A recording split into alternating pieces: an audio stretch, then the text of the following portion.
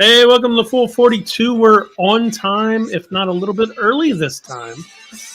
Actually, it said 9 o'clock. Welcome to Full 42. I'm We're on time. I hear us. If not a little bit early this time. Somebody has YouTube going. Actually, it said 9 o'clock. Oh, it's probably Andrew.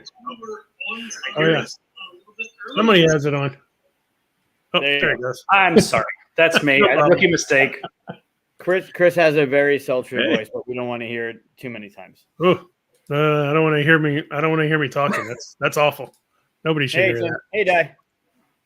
Howdy. Hey there. Thanks for joining. I'm excited about this one. This is going to be Hey, Oh, we got a nice rundown already. Some cool people are in here already. I love it.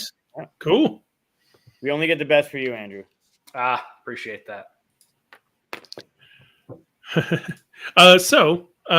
Yes, we have Andrew Stiles with us today. We're going to play Digging for Dinos later on. We're talking top 5 board game box cover art from 2023. Yeah. I got that right? Yeah. Yeah, board game box art from 2023. Just last year, not that far away. Right. Yeah. We'll get into it, but it was not a very easy. Andrew and I were kind of pinging each other initially, but it was not an easy topic to come up with at all. I've looked at these before, just like near the end of the year. I was just curious, and I did it. I don't know why I didn't think, because you're the one, or Andrew is the one that suggested that this is top 5. I don't know why I didn't at the time suggest it, because I had already kind of done my whole scan of it, just because I like box art and stuff. And so I kind of already knew where my grouping was. So it wasn't that hard for me. So you mean you put this list together about 7 minutes before the show started tonight? More like 15. Wow. Yeah. I know Andrew's been working on it since last week, right? I'm the other end of the spectrum. Yeah. As soon as you told me what it was going to be, I was like, all right, now I got to get to start work, because there's like 3,000 games that came out in 2023. So I at least put eyes on almost all of them.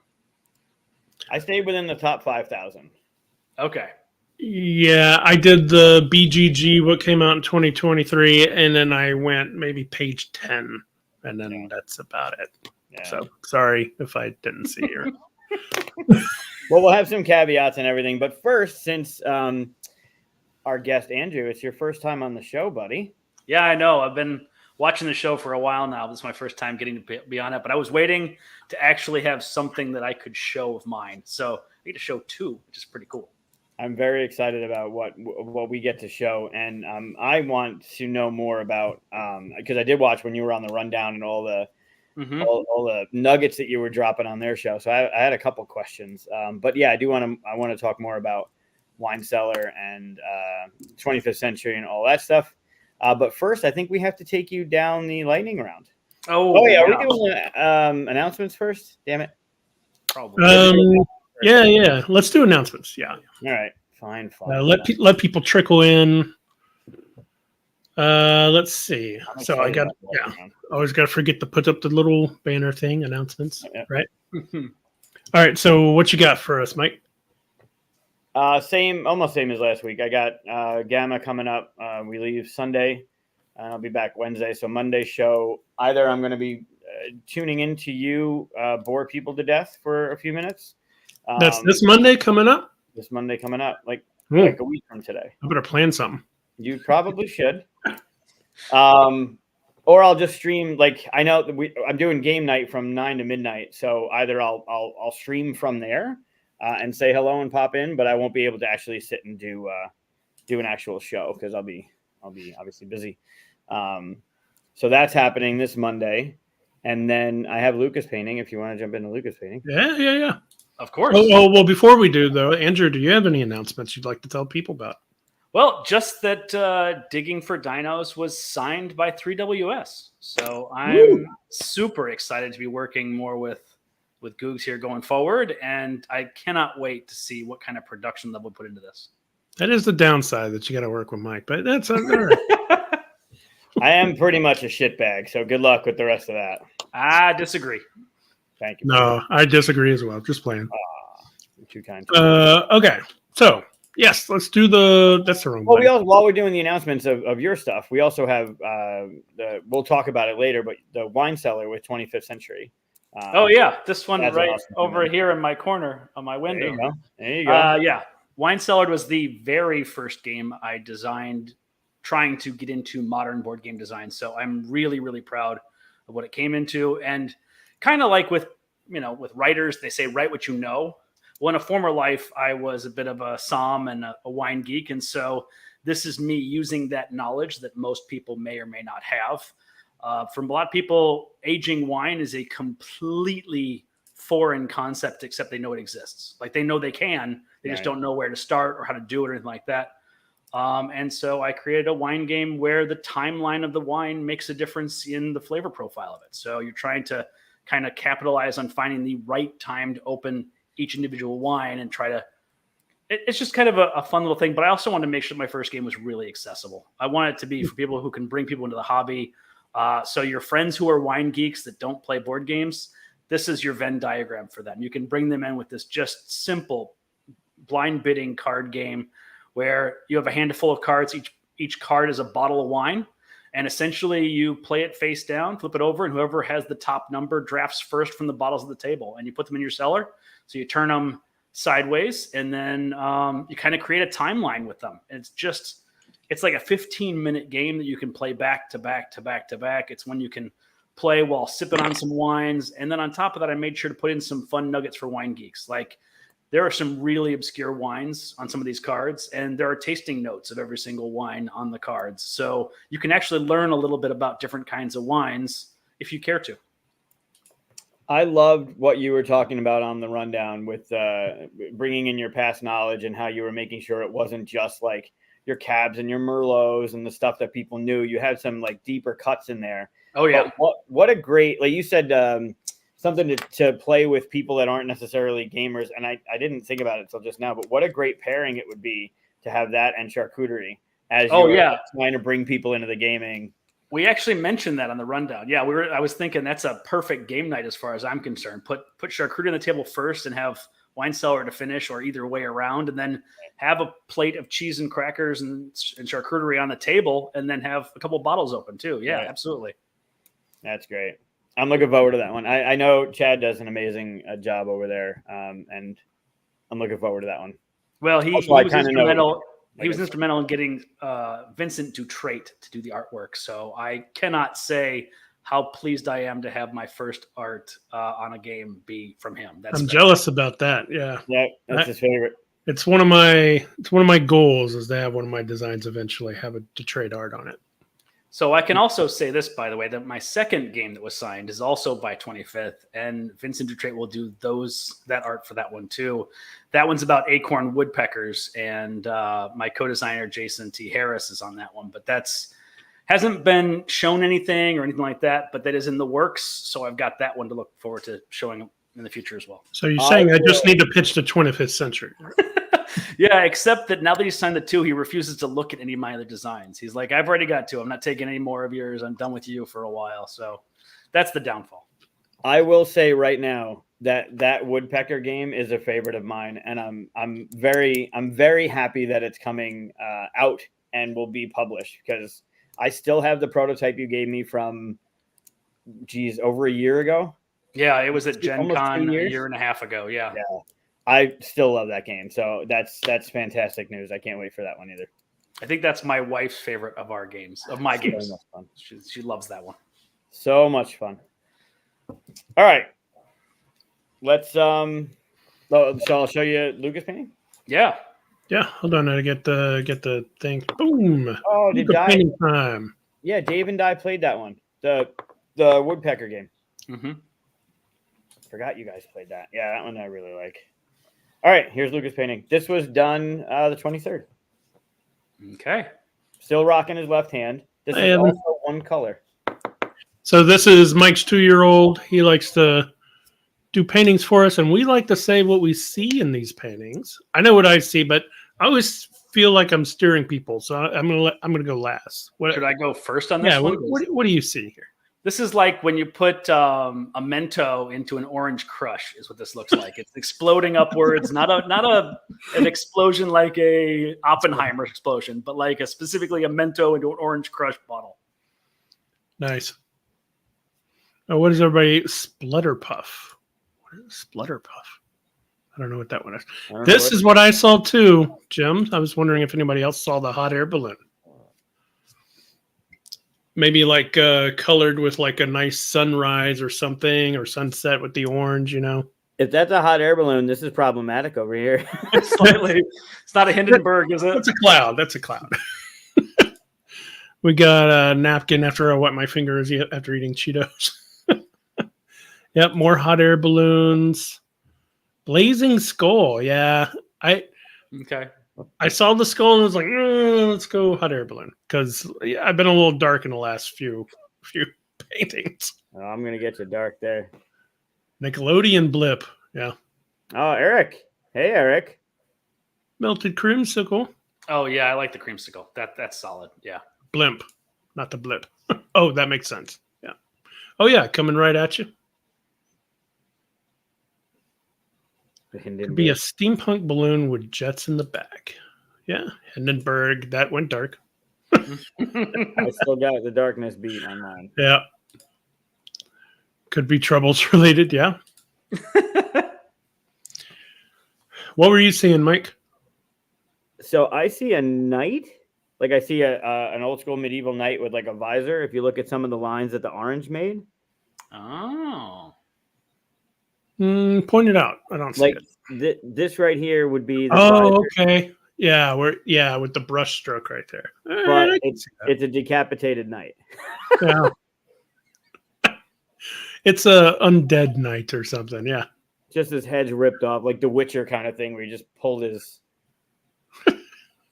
Yeah, because really, it's fascinating when the brush strokes create these lines. It's all the same color, right? But it creates these lines, and then your brain starts filling in the gap of what the hell's going on there. So, well, I like his choice of color. I could see a little Ichabod Crane in there too, like a little flaming skull from the Headless Horseman. Oh That's good. Yeah, there's the spray. Yeah, so he's on the one color kick now. He's doing the one color, and then I put the little easel out there, and he puts it down there and says, "All done." And then we get a new one, and he paints a new color. So, love it.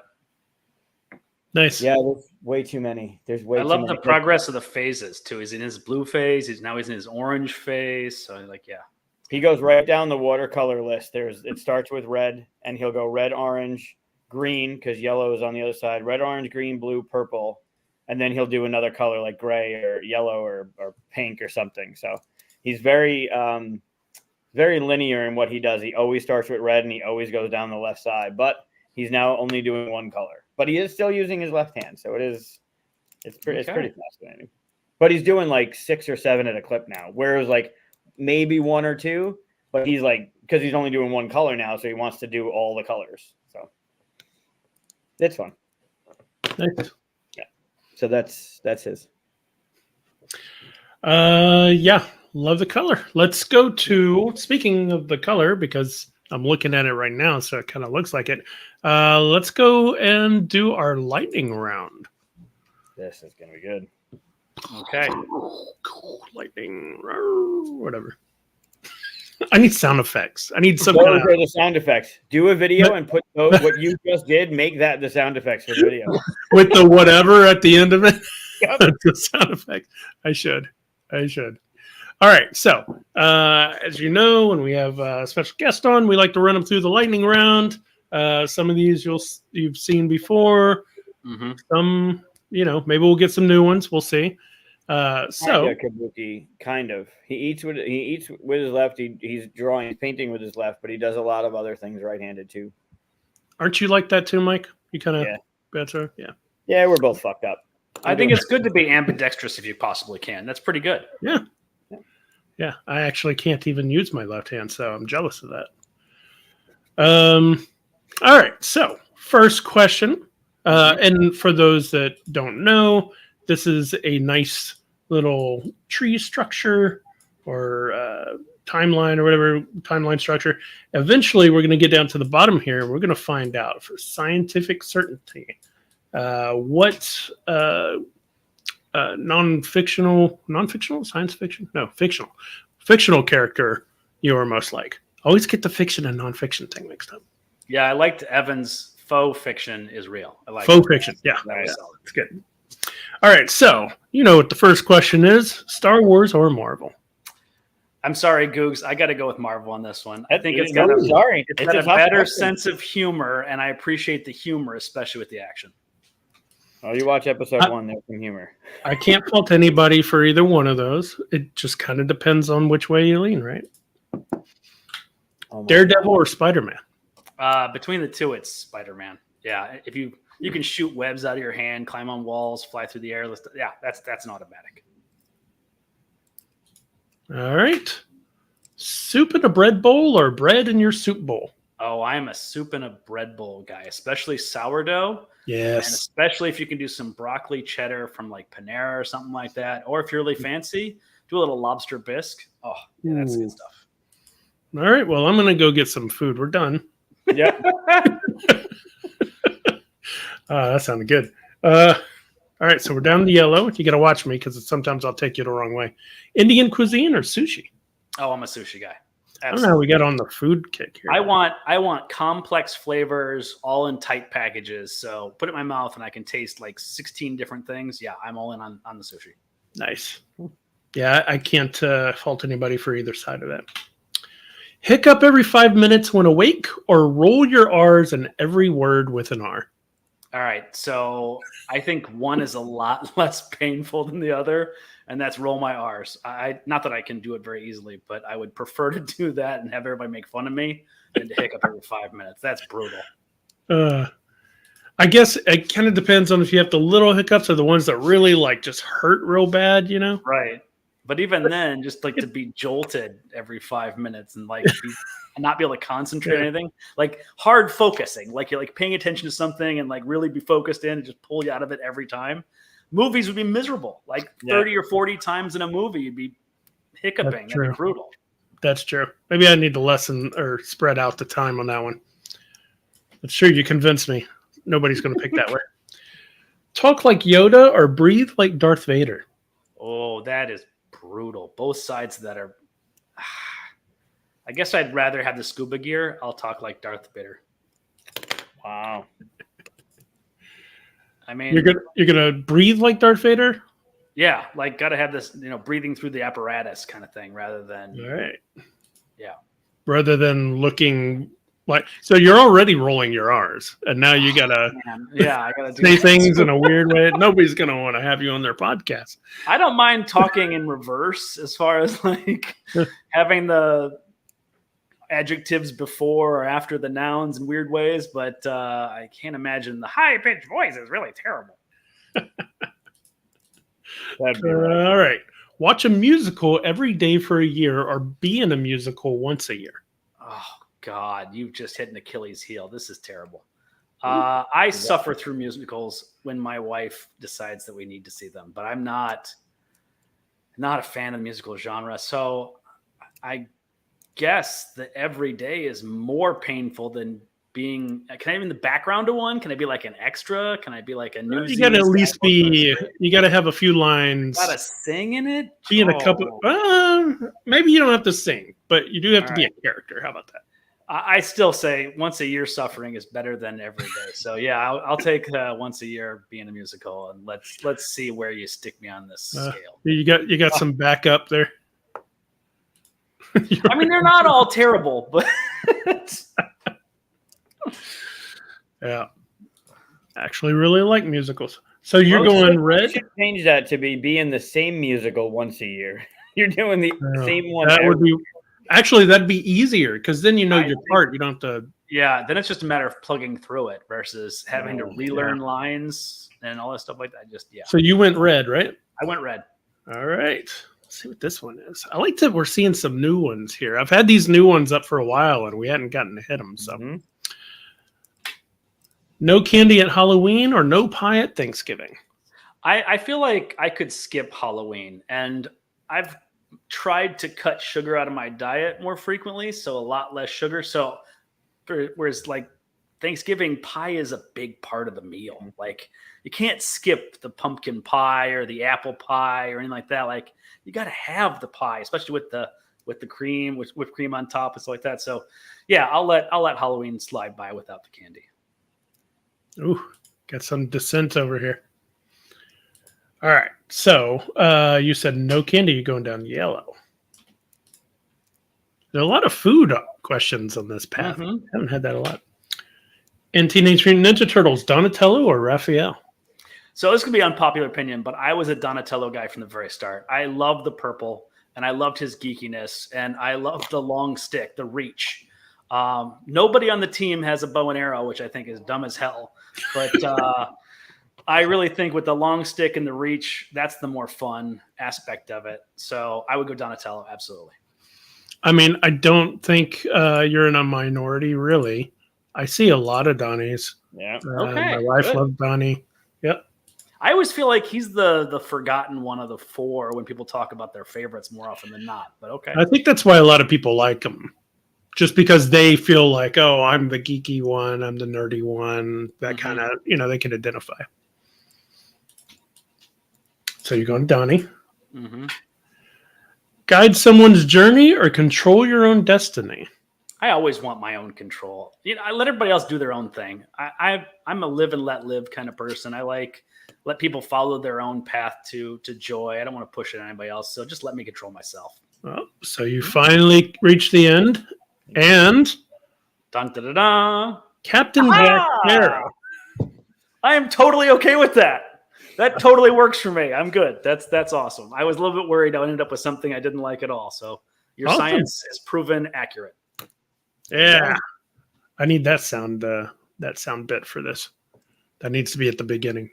I mean, at least you have heard of me. So there's that. Yeah. Are you a rum guy? Yeah, absolutely. Rum, mezcal, wine, all sorts of fun stuff. Yeah, you gotta roll those R's with the rum. Rum. Awesome. Well, that was fun. I liked that we got to see a lot of new ones there. Yeah, a couple. Also, like that those were easily definable. Like I didn't have to ponder too long about any of those. Those were all pretty quickly. Yeah, some of the. It's weird that all the food ones were attached that way. I didn't remember doing that. And food. When you made it. That's probably true. Food is something that people don't really debate long on. You already really have things. Yeah, you have a hard opinion one way or the other, so it's easy that way. But also, food is universal, right? Everybody has to have food and therefore has opinion about it. Versus somebody may not watch movies, which would be tragic, but it's possible. Sure. Yeah. All right, so we are doing science is why. That's why. Yep. What is the D&T shirt, Christian? Oh yeah. It's the classic cover, the Dungeons and Dragons one. Yep. Forgot I was wearing it. So our next thing to talk about is top 5 board game box art of 2023. Correct? Yeah, absolutely. Yeah. Other than just like, yeah, that looks cool. Did you have any filters? Anything you were like, not this? Like, I think I don't know if I did purposely, but I left out expansion covers. Okay. I don't even know if it was on purpose, but they just didn't grab me for whatever reason. My parameters were more like if I saw it in a store, would I grab it and flip it over? Like, would I find out more information based on that? And then I got down to like a top 25 of those, and then I had to kind of battle them out head to head to get to triangulate down to the top 5. But man, was it tough. So I'm expecting to have a lot of honorable mentions that I'll say, oh, that was on my honorable mention list when you say them, I'm pretty sure. But I also tried to get close to 5 that I thought, 4 of which you might not already say. So let's see if I get accurate with that. Yeah. I mean, if Detroit puts something out that year, I'm pretty much a fanboy for it. There are a lot of people out there who buy games just because Vincent Dutrait does the art, and I'm kind of close to being one of those people. Yeah, absolutely. I have, yeah. I in fact, there's one I keep going. Well, I don't want to say because it might pop up actually. So, Okay. but yeah, I have different reasons for picking the ones that I did, and they're kind of more artistic, like, well, some of them are artistic reasons for it, and also kind of what I would pick as a developer. If I was developing this game, like, does it tell me much about this game? That kind of thing. Right. Okay, so tried not to be biased by the game itself. Like, I tried not to just I love that game, let's pick that one based on that. I try not to do that. I also, unlike most of my things, I don't really have a best or worst on here. What I did do, I kind of did put them in that order, but it sways so much. I mean, it's so subjective to this point that it's, but I also kept a bunch on here because I'm pretty sure we're going to step on each other's toes. I mean, it's just some that are so solidly good. They've got to be on. Absolutely. And I'm happy to go to some backups if you guys step on my toes. I have some backup. Yeah. Well, let's do we'll do the caveat, and maybe not, because Andrew might have put him. I won't say anything. My caveat is I would actually be an artist in the running for this thing, so of course I didn't put my own thing on there. And I don't think I have any games that I worked on as a developer or designer this year. So that's like when I had Richard on a couple weeks ago. One of my overarching rules is Arkham Horror is just never on my list because that was my intro and everything. And Richard was like, my number one, anything Arkham Horror. I was like, good for you, Richard. Like, I'll jump right in on it, but I'm going to leave it off my list. So, all right. So, how are we going to go? Who's going to go first and all that jazz? Sure, I'll go first. All right. So this one might surprise you guys a little bit, but I think this one's really pretty in a very different, odd way. I'm going to say Age of Rome on this one. I just got that game. This is the kind of game that if I saw on the shelf, I'd know it's a civilization builder, but I love that shadow with the cloud for the hair, and I love that you can see the Colosseum building built, and you can see the racetrack, and you can see kind of like that skyline of the water, and I'm thinking, wow, this is a game I got to check out at least to see what the components are and see what they're saying is for mechanisms. I want to check this one out, and I love that it's marble, like it's on the marble. It's just so cool. I just really dig it. I just noticed when I pulled it up that the little bits actually kind of on the mouth, the little dock right there and stuff. That's cool. Yeah, I pulled this one up real quick too. It's on one of my lists and stuff. So, yeah, I agree. It's really good. The marble made me think of Trajan. Yeah, kind of cover. Yeah. But also, this is by an artist that I think this is his only piece on Boardgame Geek, which I think is really impressive. He needs to get more work. Yeah. Yeah, I like the concept of it. Very good.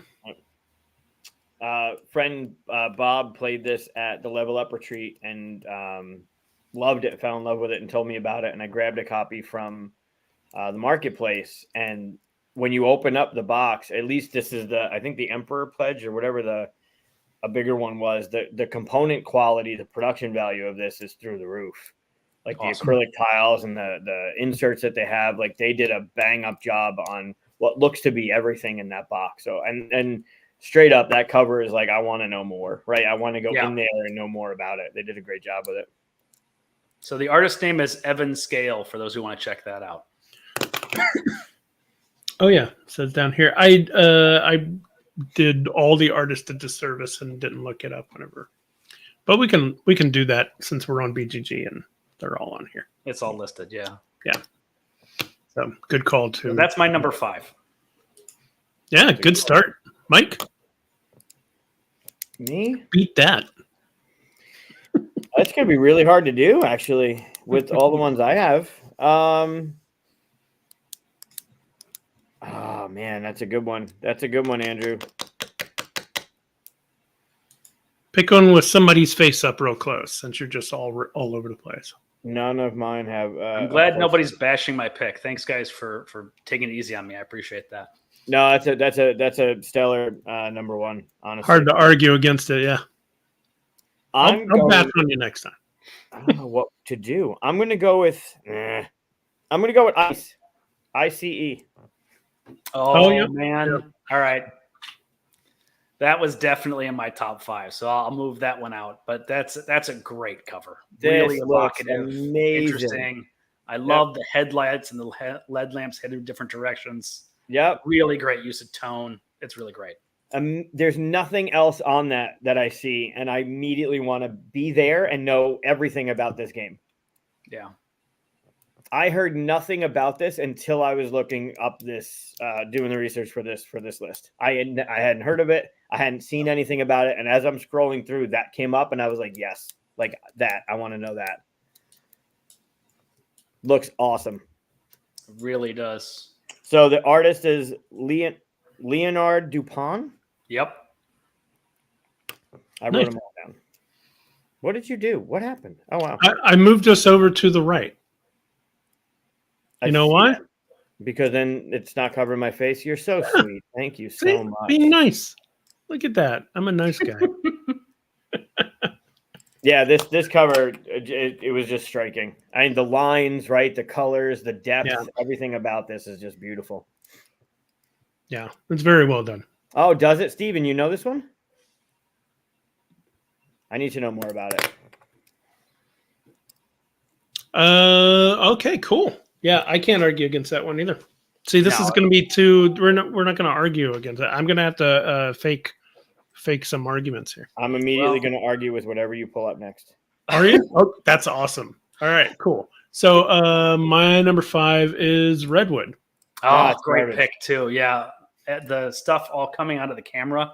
So I'm a son of an art teacher, so this is kind of like right up my alley, and this is really cool. I'm a photography buff, and when they talked about this is not about I shouldn't talk about the game when I'm talking about the art, but the fact that you move your piece and then you can see exactly through their camera lens and a point of view, and that's spectacular. I can't wait to try this out.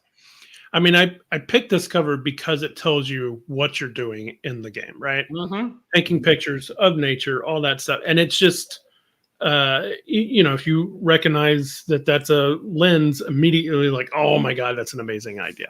It really is, yeah. And the artist for this one, sorry for not having ahead of time, is Edu Vals. That's very Vols. Oh, wow. I know who that is. Oh, yeah? Yeah. Oh, Bitoko. Okay. Yeah. Well, that makes sense. Yeah. Cool. Yeah, good stuff. Great artist. All right. So we're already on to number 4. I didn't even put up the banner for 5 yet. There was 5. Here's 4. Are we snaking back, or are we just going in circles? Sure, we can snake back. Yeah. All right. So I'm going to throw up a number 4 there. Okay. So I'm going to throw up this one that I can't stop looking at because of the colors. Oh, yeah. Okay. So I don't know much about the game. I mean, I know, it says the Great Mafia War. I know the theme of it and stuff. But the colors and stuff like that, it just really I would love to have this on a wall. Yeah. Like this is a piece of artwork, right? Here's what I like about this one too, is it looks calm and serene until you get closer, right? Like you're like, oh, it's just like a sunset. It's not a sunset. That house is on fire. Yeah. And the guy's got a baseball bat trying to go in a moped. And then you look below that and you go, wait, this is Feuderland who did Arc Nova and it's Capstone. I'm like, I have to find out more about this game. Absolutely. You got those 2 on there. That's pretty cool. What? Why is just disliking my picks? No, that was literally a quote that came out of your mouth. That should be a soundbite. So if somebody can edit this video and is done and give me that soundbite, that would be greatly appreciated. No, I just like the vibrant use of colors, the brush strokes you can even see in the back here and stuff. It's wonderful. The brush strokes that they used on the road just to show movement, Yeah. Just gorgeous work.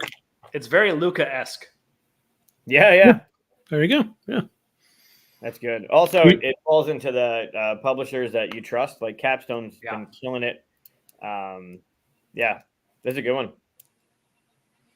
I got a message from somebody yesterday that literally said, I need to try this game. And it was this game. Oh, nice. That's twice in 2 days. Yeah. I mean, and that's the thing. I see a comment in the color's flat, but once you get close to it, and that's the truth with a lot of this kind of, Right. This kind of stuff. Once you start getting in there and looking at all the different texture and stuff like that, it's, Yeah. That's where the real artistry is in the details. My wife and I talk about this all the time. We're looking at about art. She's happy with any kind of art in general. It just makes her happy. It's evokes something. But for me, the details are what tell me how quality the artist is. Like when I can look at it and I can dive down a little bit deeper and I can find craftsmanship, that's when I get really impressed. And this has that. Weberson Santiago would be the artist there. Nice job. On my list. Yeah. I am curious, actually, if this is a digital work or if this is actual physical. When you can't tell the difference. Yeah. I would think digital, just because of some of the way the brushwork looks, but I could be wrong. All right, so that goes to Mike. You're number 4. Yeah, I'm going to go back to the last artist you talked about. I think it was your number 5 that did Batoku, Ito. Yep. And bring up 3 Ring Circus. Really? Yeah. I still have yet to play it. I've heard nothing but good things about it. It's severe, and I know game-wise it's going to be great, but that to me looks like a dated circus pamphlet, right? Like it just screams that era. It screams that like the 3 rings and the people doing the show stuff and the little car on the bottom. Like everything about this was it looks like it's perfectly on theme for what the game was doing. Absolutely. And on top of that, the typography on this is spectacular. I mean, really, truly how it's right in the center, really cool. The colors are evocative. It's a theme I don't particularly care much about, but they nail it for the theme they chose. Absolutely. Yeah, I really liked it.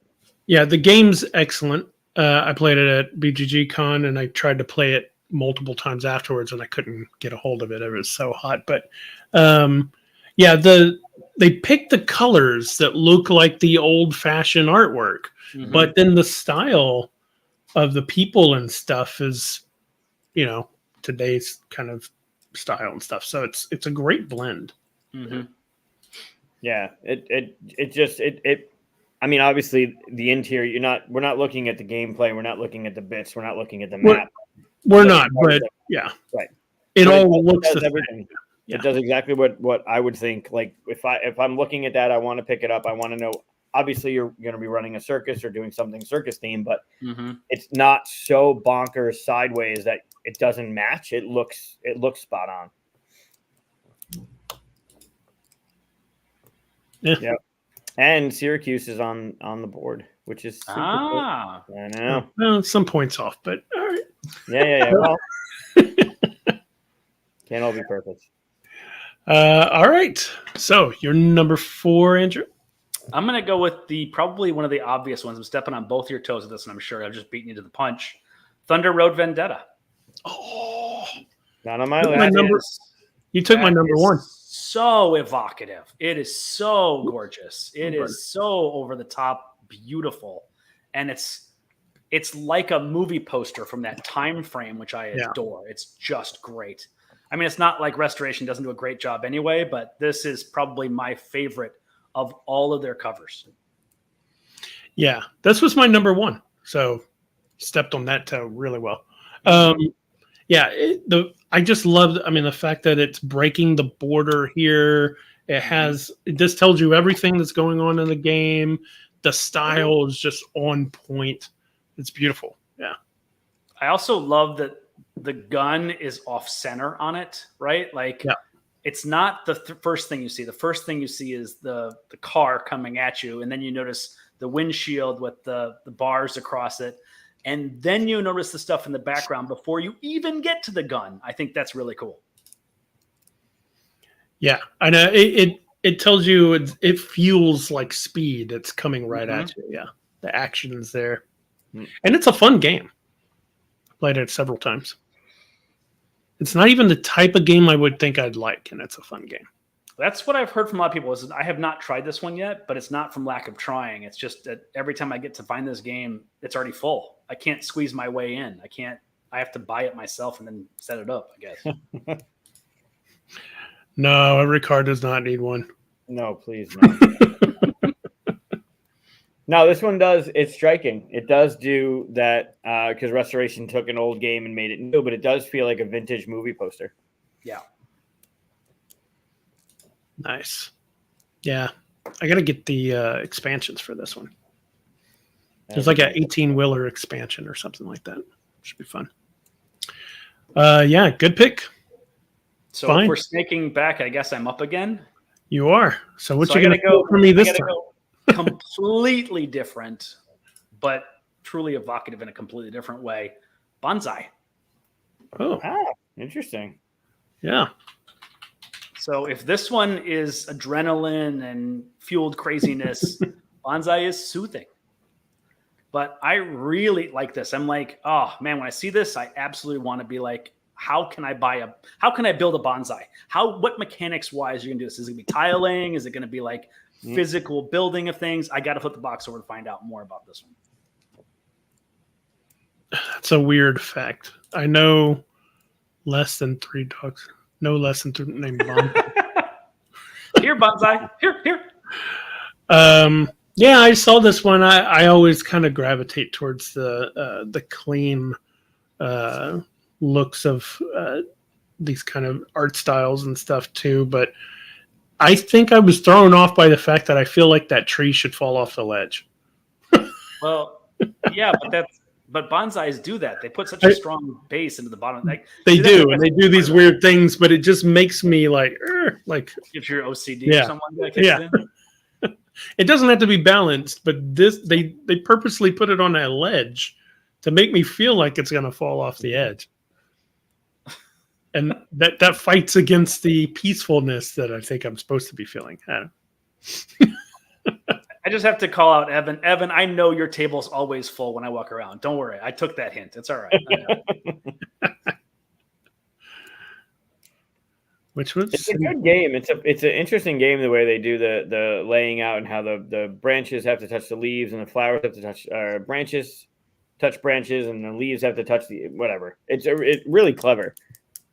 See, I haven't even played this one, but I saw this one on the shelf at the store. I didn't realize this was part of the 2023 line. But when I saw it, it jumped out on the store shelf. I went over and checked it out, and then I pulled the list. And when I saw it, I was like, well, since it jumped out to me then, I guess I can't put my list now. So that's how it made the list here. Cool. Good pick. All right, Mike, you're number 3. I'm going to go opposite of this. A tree going this way?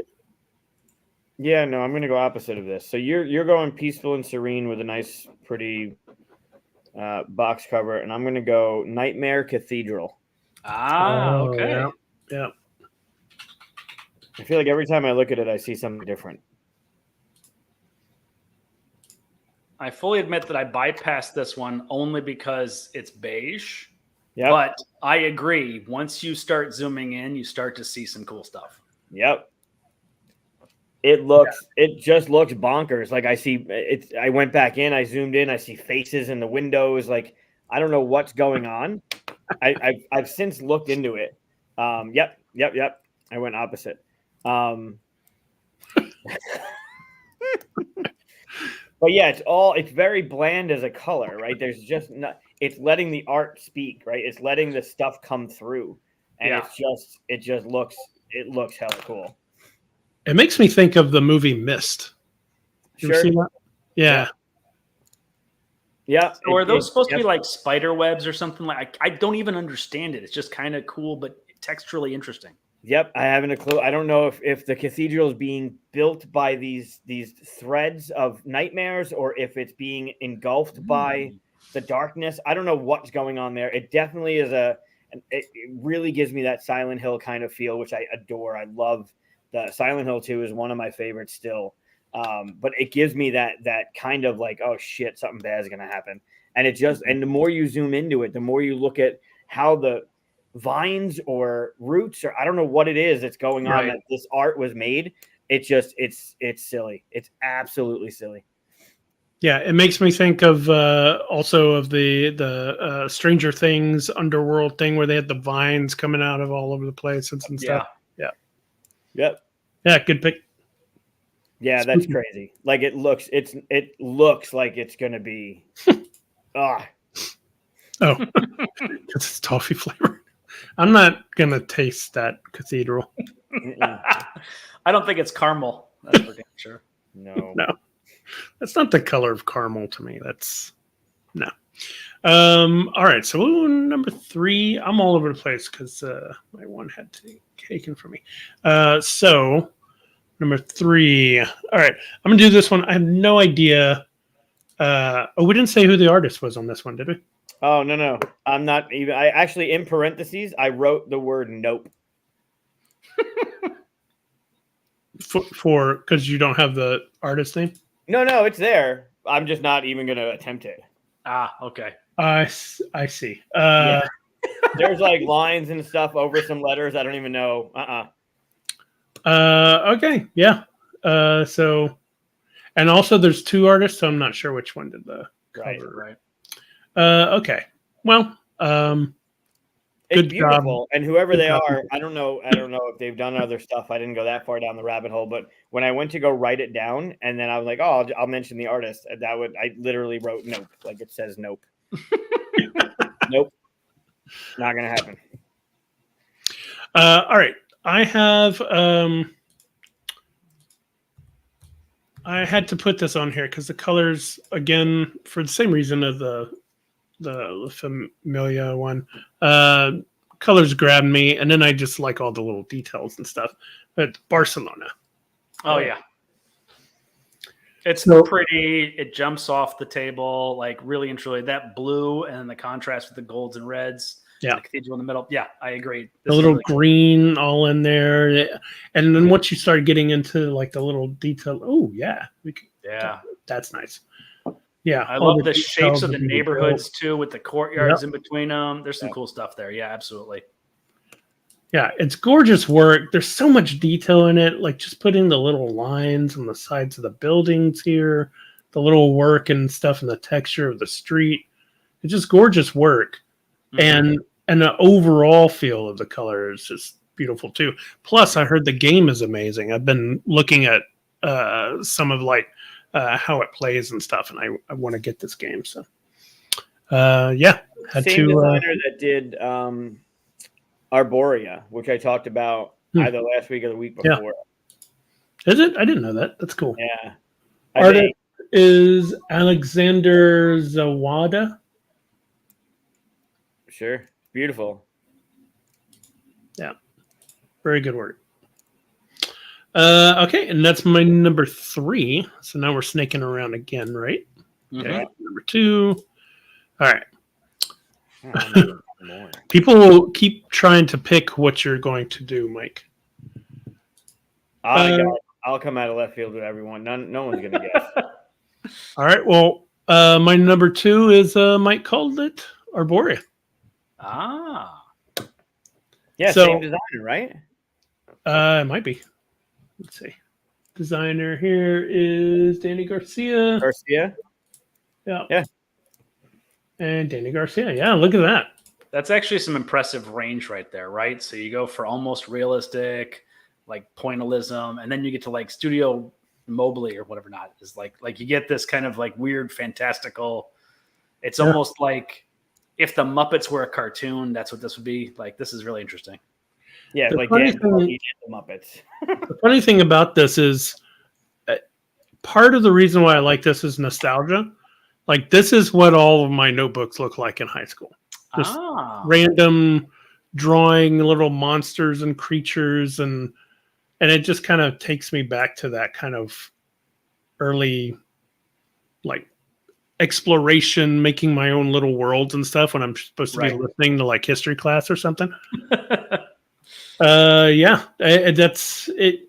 Immediately feels comfortable and homey and exciting and all that to me. So I want to explore the individual creatures. I want to find out what that guy's story is and what that guy's situation is, and why that beetle has a cactus growing out of his ass. Like that's what I want to find out about this weird stuff. It's cool.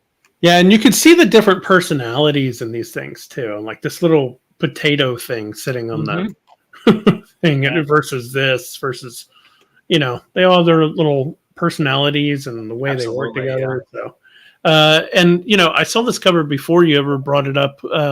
You've had this on a couple of lists now, Mike, and I was like, that's gorgeous. I just spent time looking at it. I didn't know anything about the game, and now that you've talked about the game, now I want the game as well. So.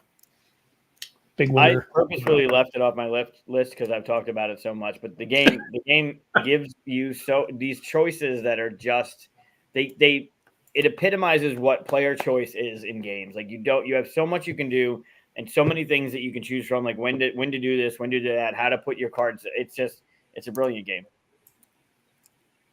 Yeah, it is very colorful. Like board is very colorful.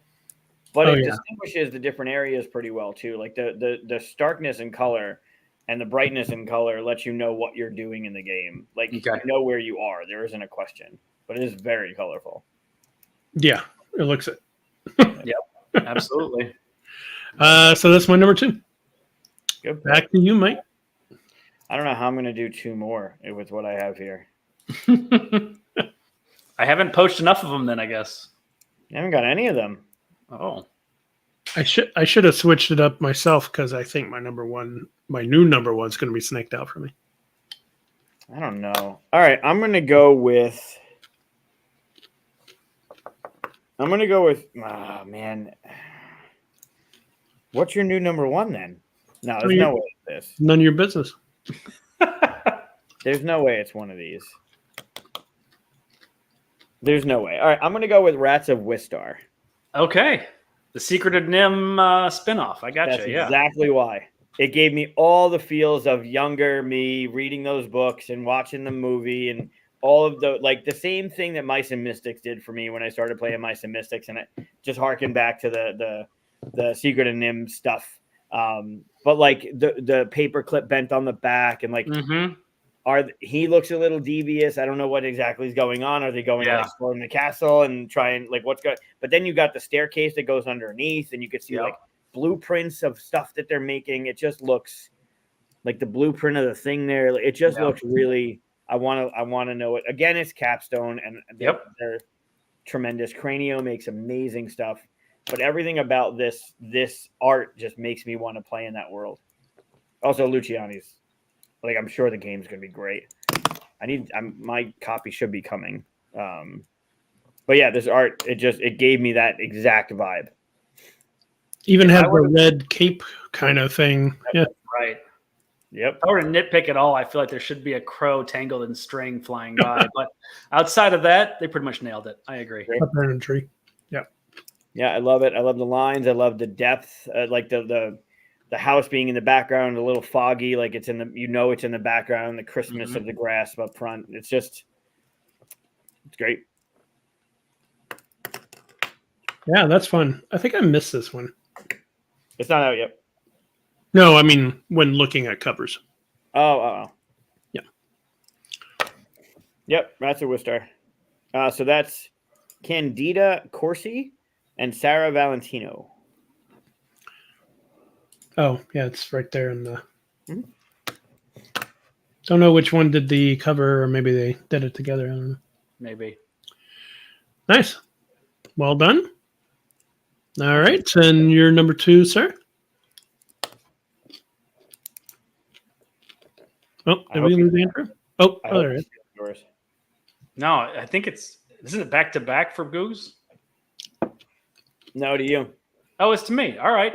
You let it. You're off. Back to back. So you're going to do your 2 and then the 1. Yeah. All right. So this one I think is going to surprise a lot of people. this is listed as a 2002 game, but I heard that it came out in 2023 in the US. So as far as I'm concerned, this is a 2023 game. It's called Prophecy by Yellow. I don't know that one. You see it. Click on it. Yeah. Nope, not that one. That's not it. Yeah, Andrew, we're gonna revoke your top 5 card in a minute. No. 22, you mean? That one? Yeah, that's the one. Look how cool that is. So that's like Aztec like culture with the books and the snakes. And I really like that stuff. And if you look at the cards and stuff like that, it's really cool stuff. I like the flame in the eyes. It's got like a tiki kind of feel to it. Oh, man, this is a trick-taking game. I want to find out more about this one. This is cool. Yeah, I don't know anything about this one. I fully admit that I didn't either until I started looking for, the 2023 releases. And I asked some people, hey, point out some ones that I make sure I shouldn't miss. And this was recommended by someone in the Facebook group. And I can't remember the name right now. I'm sorry about that. But they nailed it when they said this. And I was like, wow, this is so cool. I'm going to own this just for the box. Yeah, look at the eyes next to the book. Yeah. Can you go into the versions or the whatever to see what the 2002 cover looked like? This is the 2002 cover. It didn't release in the US. It's 2022. 2002 was the one that you showed me. Yeah. Oh, that's my bad misspeaking. Yeah. Got it. The year before, but it came out in the United States in 2023. I'm like, there's no way that's a 2002 cover. Yeah, they weren't making covers like that long ago, right? 20 years ago? Jeez. I really like that's going on the list of shit I got to look up. Yeah, that's a nice cover. And it says here the artist is Felipe Titecott. Yeah, and I don't think he has any other art in board games. So I might need to just design a game that I can make sure he's the artist for, because that's awesome. Nice. Yeah, that's like what Chris was saying about La Familia. Like, that's a piece that you would put up on the wall. Oh, I would love to have a big old poster of that. Yeah, that'd be amazing. Well, he has something called Score 5, but doesn't look like there's any other pictures or anything for it. So this is much better than that. Yeah. Yeah. All right, so should I go on to the next one? Yeah. So you're on to your number 1. Okay. Once again, totally changing direction, but from this one, it's Trailblazers John Muir Trail. Oh, look at you. Well done. So there's 2 Trailblazers. The John Muir Trail is the one I'm talking about, though. Yeah, and this is Andrew Bosley, who, of course, is spectacular, right? Yeah. But this one is evocative in a way that, like, just makes me want to go hiking. And I have no idea what this game does, but I got to find out. It's really good. Yeah. Yep. Yeah. I mean, you can't have a discussion like this without Bosley popping up somewhere, right? Yep. I would think not. Yeah. Yeah. Bosley, Dutray, like, they're just all-stars. Yeah, that's gorgeous. He always does great work. Yep. Yeah, it's a really good game. The designer, a friend of mine knows the designer or the guy that owns, I think, the designer. And they sent up a copy for Play to Win. And now they have the new one on Kickstarter, the next iteration. Hey, Matty P. Yeah, Galactic Cruise isn't out right now, though. So, can't count. Yeah, that one probably would make the list for Ian O'Toole. And that game, talk about spectacular games. So yeah, I'm really excited. We're actually going to be having them on the Tabletop Submarine podcast, which I have not yet plugged, and I absolutely should have before this. We talk about stories, and we're going to have them on the show and talk about the story of how that game came to be. And so I'm excited to find that out. You're having Ian on? We're going to have, no, not Ian. We're going to have the guys from Galactic Cruise come on. Oh, cool. It's a Kickstarter. It's going to be a 2025 one. You know that. I think so. Yeah. Yeah. So Jeremy Howard had a copy at Level Up a couple weeks ago, and it's solid. So I don't know how far along they are in the production schedule, but If it's a quick Kickstarter, they could have it out this year. So they're slowly releasing art from the game, and I know the Kickstarter is going to launch, I think, next week or the week after, pretty soon. Yeah. So it's not far off, but I don't know what the production schedule is going to look like. But either way, my wife has talked me into not kickstarting things just because it's a bit of an issue. This is the exception she made because she play tested this and she was blown away. So she says, "Go ahead, you can back this one day one." So I'm going to. Nice. Hey, Matt. Wow, two Matts showed up at the same time. Hey, hey. Hey, Matthew. Well, but this was a great pick. Thank you. Sorry, we talked about another cover for a little while while we had it up. Okay. I mean, just look at this and you're already set. Like there's not really a ton of argument that can be made except the boring nature again. That's the only they can hear as a backup to that. But even then, I say, screw it. It's gorgeous anyway. Yeah, I don't buy the boring nature thing, so don't like it. Don't look at it, but that's gorgeous. So there's been a lot less stepping on toes than I expected in this one. Yeah, there's just a lot of good art. There really is. All right, so I've had two of mine. No, well, my number one, but yeah. All right, Mike, you got one last chance to pick something on my list. I'm gonna go. I don't know how you pronounce it. It's either Evenfall or Evenfall. Evenfall. Now that's gonna be stuck in my head. Thank you. The artist is Martin Motel. Model. I don't know how. Modded. It's Mottet, right? Oh, did I not cross that? Maybe. Oh yeah, I've seen this. This is gorgeous. Oh yeah. So when you zoom in and you got to zoom in on that. The detail on the tree is crazy. Yeah. Look at all the lines and the glyphs or whatever's going on in there. Oh, look at the stairway. Yeah. But then you go down to the people that are showing up to the tree. Uh-huh. And initially I was like, oh, cool. They're on like these little airships. Nope. They look, I don't know what those are. Like portals. I don't know what's going on. Looks like they're hovering and transporting. It looks great. And then the different clans that are showing up in the background. Like this is, are they meeting at a tree for a yearly thing? Are they rivals? Right. Like everything about this, the detail in the tree, and it's even in the lettering of the name. Like if you look at the letter, like the L's got the curl on it that match like what the tree's got on it. Like it just looks, it's just beautiful.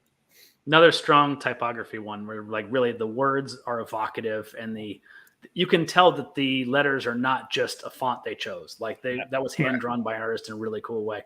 Yep. Very nice. Yeah. It looks like there's a signature down here. And it's AU something. It's not like it doesn't look like it's the same name. Maybe I'm just reading it wrong. I don't know. Weird. Oh. Huh.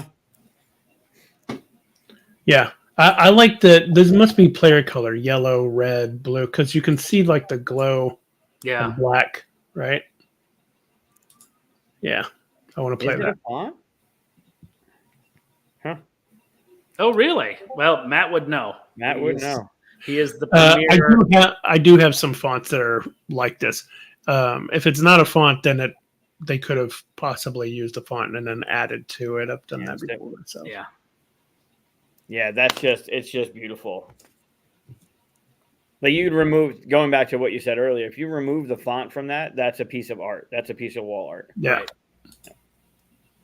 Nice. Nicely picked, sir. Thank you very much.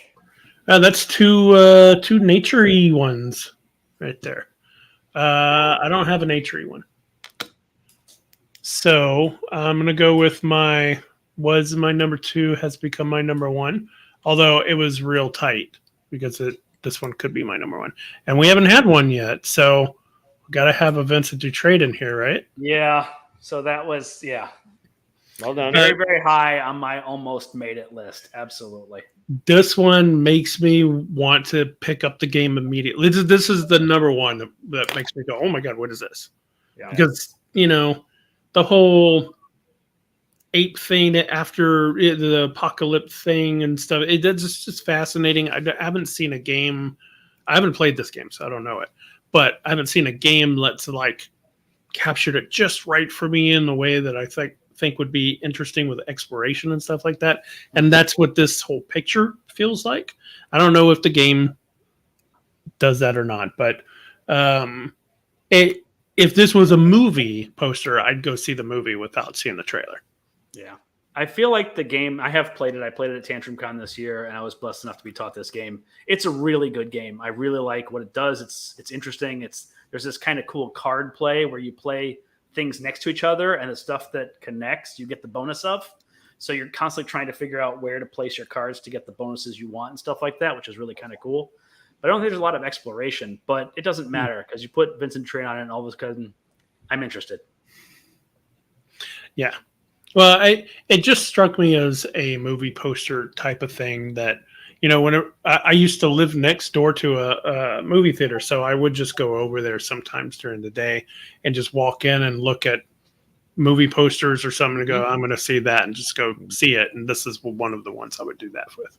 So interesting little factoid about me is I was an advertising art director in a former life. And while I was in school, I was creating movie posters for an assignment, and we had a guy in who was judging, and he said, "Kid, you have a future in movie posters if you want it." And I didn't want it at the time, but I kind of wish I had followed that route because I just adore movies. And can you imagine just being able to create movie posters? That would just be so cool. So that's neat. Not that I have regrets, but that's an interesting alternate life I could have gone down.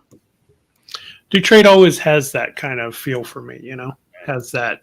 You can almost see him as movie posters, almost all his stuff. So cool. And that's my number one. What do we got for honorable mentions, anybody? I got a couple. You want me to start, or you want to just go back and forth? Yeah, do it. Good. All right. So I think you can't have this list without Portals. Check that one out. Oh, yeah. I just wanted to say this real quick. Yeah. That is very cool. Oh, I got to check that one out. Yeah. Thanks, Matt. I appreciate that. I didn't know about that one. Yeah, I saw Portals. The colors, of course, grabbed me right away. Yeah. Just It's got that teal that jumps out. I'm not big into like the magic in games, doesn't fire me up, but just the world within world is such a cool thing. And it's obvious there's swirling winds. I like that where he's standing seems to be almost dead. So he's looking to the future. They got like the little castle thing in the background. If I saw this on the shelf, I got to flip it over and find out what it's about. Interesting that you see him looking into the future. I see the past. Like, how do you fix what happened? Ah, okay. I just saw a different world. I see you, Doc Brown. Different worlds. Yeah, right. No, I like it. You don't really notice. They look like embers, but they're leaves. Yeah. Yeah, I mean, the first thing that really caught me was that they put color into the shadow, which a lot of times you don't see, and it's the opposite colors. I mean, same colors back here, and then it's really great work with color. Yeah, I need to know more about that one. Yeah. What else you got? So I'm a bit of a fanboy for Quantum Moria. So Apiary is one that works for me. It does not work for my wife. She does not enjoy the space bees, but I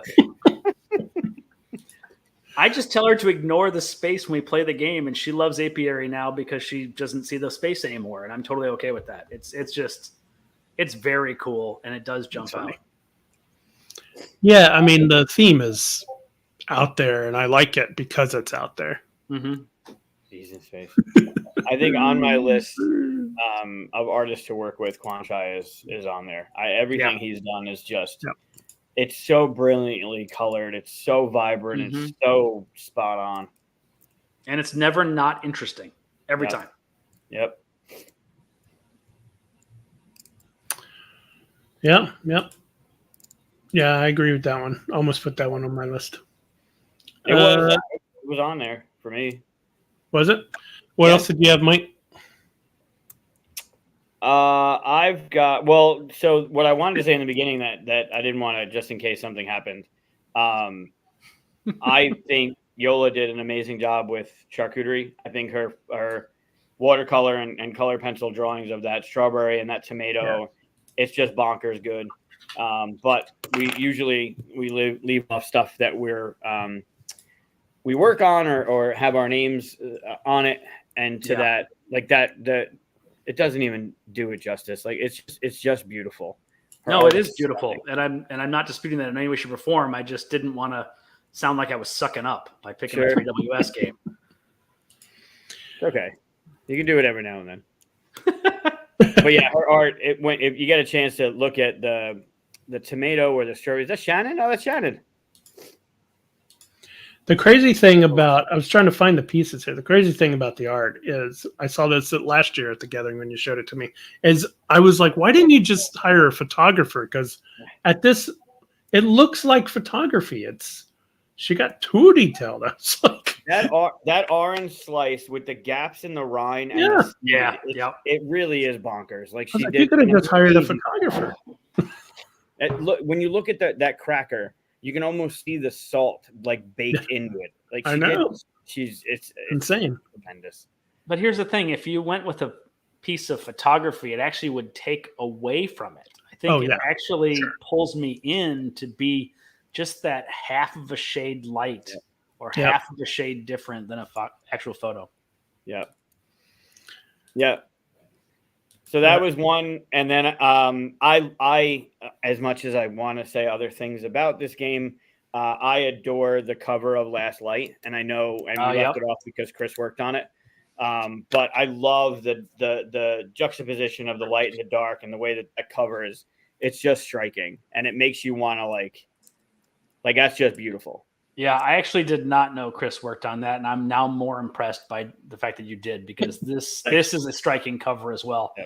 What I really like about this is not only what looks like mathematical equations in the star behind it, but then also you can kind of see the rotation of the starships too through the strike through. I think that's really cool. Well done, sir. Thank you. Thank you very much. Yeah, I was happy with this one. This one was inspired slightly by the Dark Crystal, where the ancients had their kind of solar system conjunction thing and all that, and I wanted to bring that up into the future, what happens whenever technology becomes almost like mystic magic and stuff like that at the same time. So kind of like I'm really glad you didn't have any like crows who were hunchbacks with shawls walking around. It's much better. Yeah, very cool. Yeah, that one's it's beautiful. And then the other two I had. Matt. Anything by Kids Table Board Games, I think is beautiful. I love the cutesy art. I love the way that they come out. Oh, you doing Wasabi? Oh, it's not Wasabi anymore, is it? It's Maki Maker, but Maple Valley came out. Oh, Maple Valley. Yeah. Maki Maker is coming out this year. Oh, no. This year. But yeah, Maple Valley was their 2020, one of their 2023s. I just love the cutesy art. I think they nail it. Yeah. It's just beautiful. It's so cute. It's actually because of their covers I pitched them. Helena's awesome. If you know her. But yeah, every one of their covers like this, even their Bird Island stuff, right? Endeavor, and they're just beautiful. But yeah, anything Kids Table Board Games, their art's just like Dice Veggies. Everything they've done is great. And then the other one, I'm a huge. That's also Shauna Tenney is the artist. I'm a huge Greek mythology fan. And although this one's a little bit of an overlap personally, Victor Maristain did our cover for Mission Control. Victor is also the artist on the Greek Horrified, the one that came out last year. Oh, really? Okay. He did the North American one as well. The Cryptids? Yeah. Yep. But the cover, like that is just with the skull, right? The two eyes and the mouth, like the way that is just made, it's just beautiful. Yeah, and you see all the little elements, the Minotaur and the shield with Medusa. Yeah, it's some cool stuff there. And Cerberus. Yeah, absolutely. Yeah. Oh, nice. So great. Oh, nice, Matt. That's awesome. Yeah, Victor's great. Victor's a very pleasant to work with. Hopefully you've experienced that as well. But yeah, that cover, I mean, I'm a Greek mythology sucker. But the way that when you zoom, like the detail on the Minotaur and Cerberus and whatever's going on the top there, but then when you zoom out and you get the idea of that being a skull, like it's just that's cool. Yeah, so, I think there's a siren on top. That's what I would guess. All the broken like the water. Yeah. I didn't think they had wings, but harpy, siren, something like that. Maybe a harpy. Yeah, very cool. Yeah. So that's mine. I think some of the ones that you guys brought up were on my list. The only one I had left was I don't know anything about this game. Okay. But I had 2 left actually. No. Yeah. So I don't know anything about this game. But the cover just grabbed me. Oh yeah. I love the artwork. This is, again, it's kind of like a style that I did way back in the day and stuff. So I appreciate this look, this vectorized kind of flat color, but with detail at the same time. Mm-hmm. It's striking. It has you look right at the middle of it, and then you see the cool little building, and it just makes me want to, and you can see underwater. It just makes me want to know more about it. Yeah, apparently you got the roller coaster. It's electricity and it's cats. It's what? It's famous for its electricity and its cats. Yeah. Island. But it's a technology game where these 2 pieces are connected, and you're building on top of. And roller coaster. Hachette's putting it out this year. Huh. Keep the balance on the cat island. Yeah. It's got tremendous table presence. Like you got these things that are stacking up with these. They're overlapping lines. It just, it looks crazy. Yeah, that's nuts. But I love the cover. So fun. And also this one, just because I like how pleasant it is. Ah, okay. I like how you said it. Yeah, I do. It just looks nice. I just like I like the look of it. I like the perspective that's strong right here, and I don't know. I just like the way it looked. It made me want to look to see if the game kind of played that way or not. And it definitely does not look pleasant. They look terrified. The coffee in the logo is tipping. No. In the thing that's tipping. They look. No, I'm the customer that just got my coffee and I'm walking away. She doesn't look very happy, by the way. You see her in the lower right. She's walking over the coffee. She's pissed. Or at least disappointed at the very least. I got there just before all of that. I see. That's what. The point of view of the art is you looking at it going, I don't need coffee that bad. And then you're walking somewhere else. Oh, but I do. I'm thinking, this coffee's going to be good. It's got all this. Okay. I like it. I like the colors. She's still half asleep. Yeah. Yeah, that's one way of looking at it. No, that's a good one, Jim. But yeah, that's all I got. All right, can I throw one more up there? Yeah, of course. I think Beast is cool. Oh, yeah. Yeah, Beast was that last year? I thought that was 2023. I think it came out last year. It says 2022. Never mind. It had a re-release, I think, or maybe they didn't deliver in the US until 2023. I bet you that's probably what happened. Gotcha. There was another game that came out last year that came in when I was searching through, and it had that Colossus of what's the old PlayStation 2 game? Colossus of something. Kabuki, help me out. But it's got that smaller character looking at the bigger thing in the background, and that's the thing you're going to have to go fight or deal with. Thanks, Wes. Appreciate it. It was delivered in 2023. Yep. That's it. Shadow of the Colossus. Yeah. Where you're fighting on the big monster. It's got that feel to it. And Beast has it, but there was one that I saw. I didn't know anything about it. It looked almost more sci-fi than fantasy, but it looks really neat. Shadow of the Colossus card game? It's a PlayStation game, a video game. Oh, okay. I was like, what's going on? Old school PS2 game. Gotcha. I think they tried to revive it, but it was an old PS2 game. Nice. So, 2023, pretty good year for awesome art. We only had there's one a lot overlap. of stuff. I mean, I that had didn't apiary even on get mine, mentioned. but we only had one overlap. Andrew took your number one. That was it. Yeah. Yeah. There was another one that I was like, that's one of mine, but it wasn't my top 5. It was like in my 10. Well, that's because you didn't have a top 5. That's because you didn't organize them. I had 5 that I was going to pick and then 5 that were going to fill in if that's what happened. Okay. What's he saying? Attack on Titan? Oh, yeah. That's the one where they fight on top of the large creature. Yeah, you're jumping back and forth from that little building to the Titan based on the die roll. Night, Shannon. Good to see you. Oh, right. Shannon, I look forward to meeting you one day. Gen Con. Yeah, so we have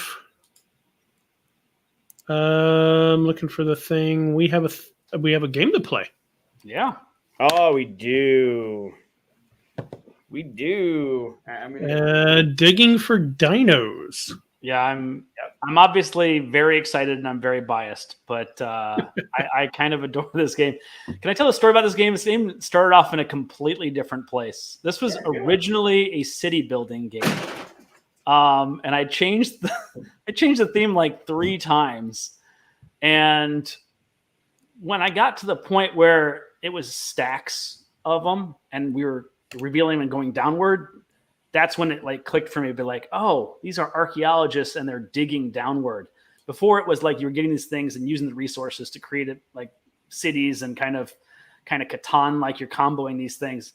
Once it changed and I was doing stacks of these cards, and I realized there's not stacks at the moment, but once I did the down action that like totally solidified that these were bones you were collecting, it fixed everything. Like immediately, everything clicked into place. It was pretty cool.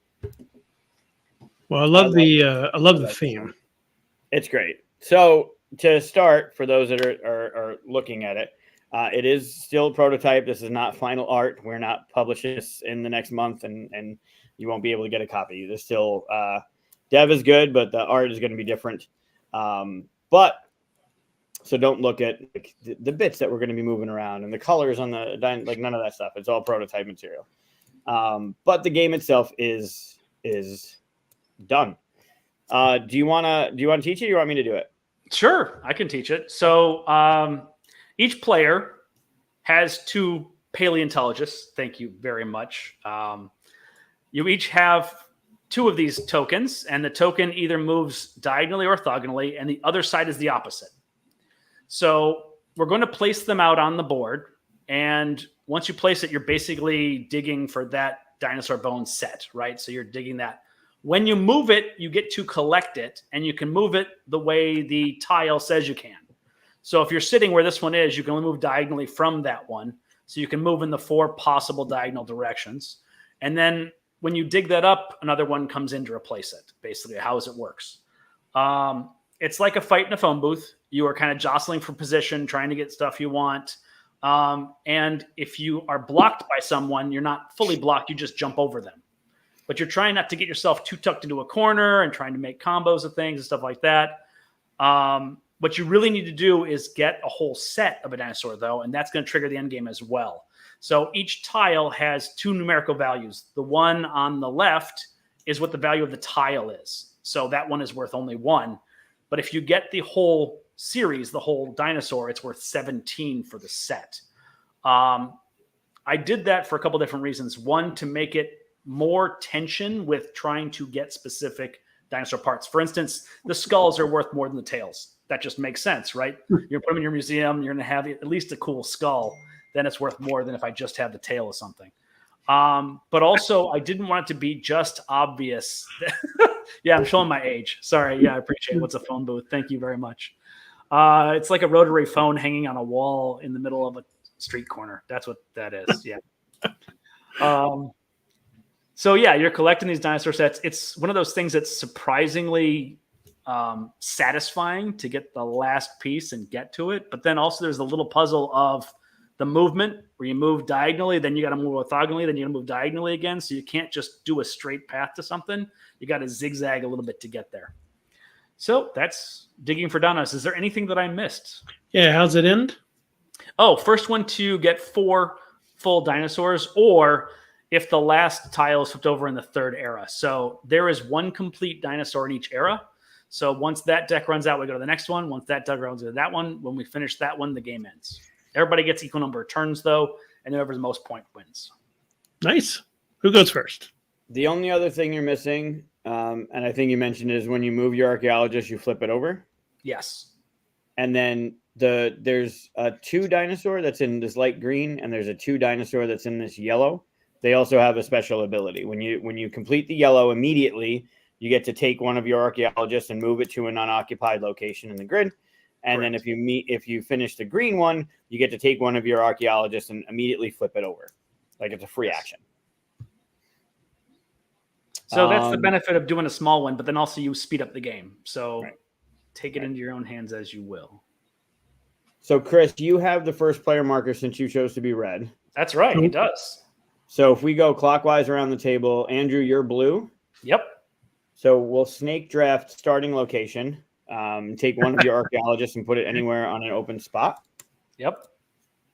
And then we'll go back to Chris. Chris will place 2. We'll go back around to Andrew, and then Chris will start the game. Oh, all right. So I get to place first. Yep. Let's do that then. I will take I see how this goes.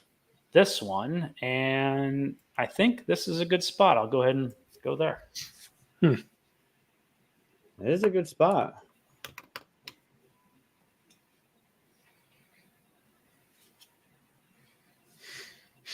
I do not know what's going on in chat. I'm not watching. I'll go there. I'm going to go right here. And then I do it again? Yep.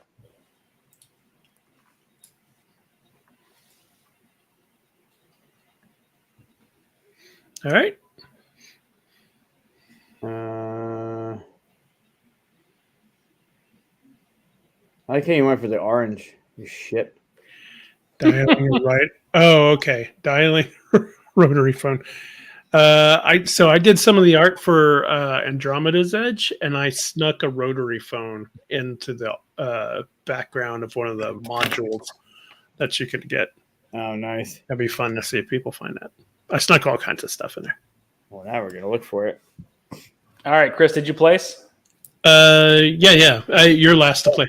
I played. Your turn. We snaked back. Right there. All right, All so right. Chris, you start. All right, so I'm going to move this guy right here, flip him, and take this yellow one.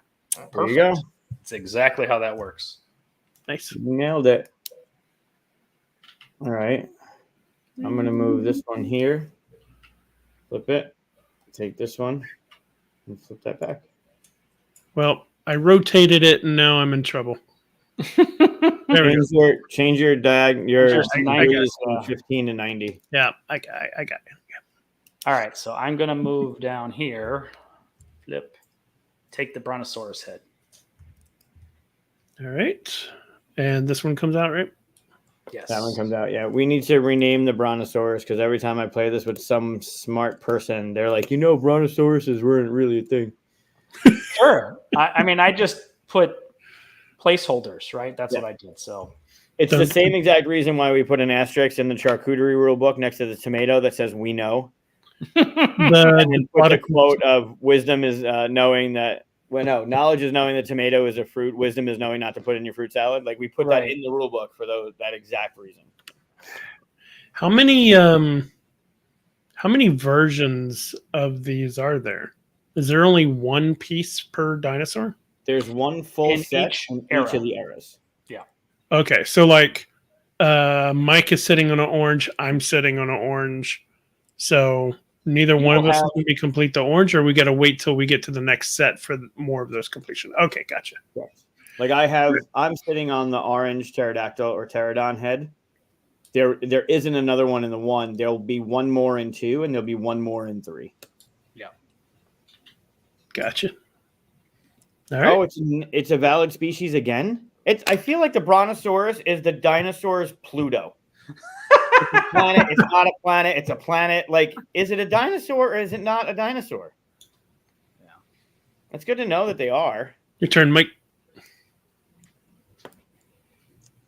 Now I'm thinking about Brontosaurus. So Luca has a dinosaur puzzle, and there's a Brontosaurus, but because of other things, he calls it a Brachiosaurus, not a Brontosaurus. Ah, Right.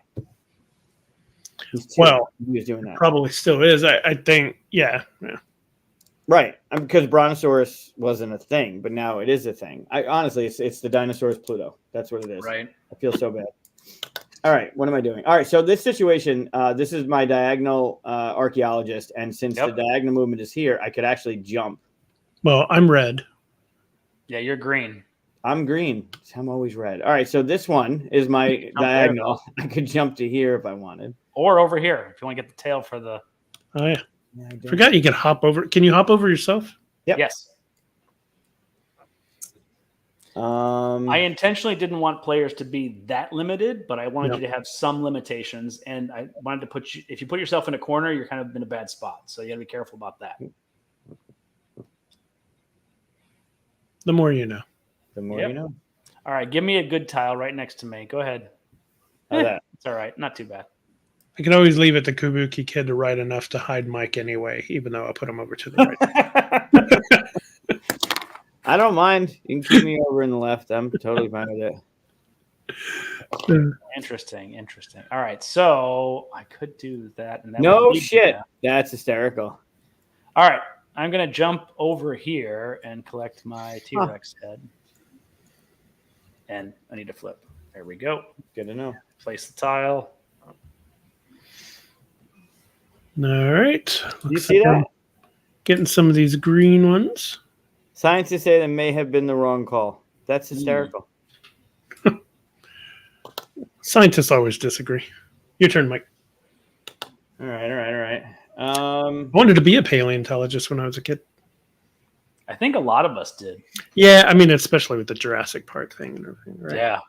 But even if you took that out of the equation, I mean, just dinosaurs, skeletons in the museums were just really cool looking. So, yeah. All right, so that's the last tile in the one era.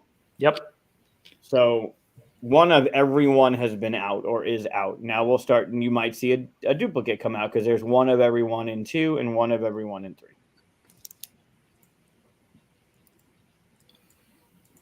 All right, Andrew. Oh, it's back to me again. Sorry, that's my bad. Then I will go and pull up this Stego head.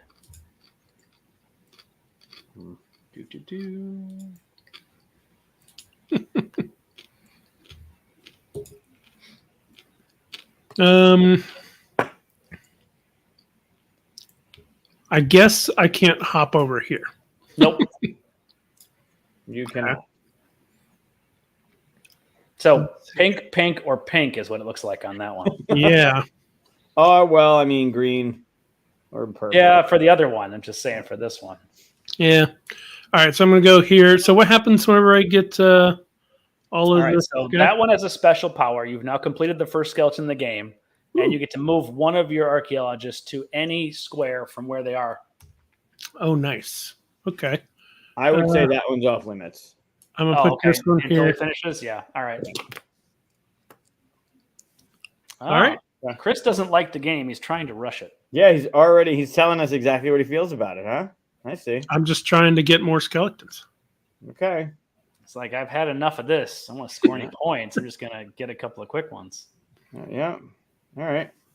It's me, yeah? Yep.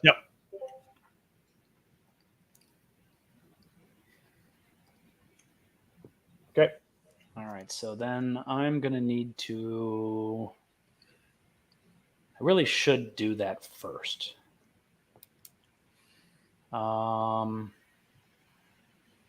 This is why I wish not to get into the whole thing, but why the worm span I wish was the dinosaur one instead.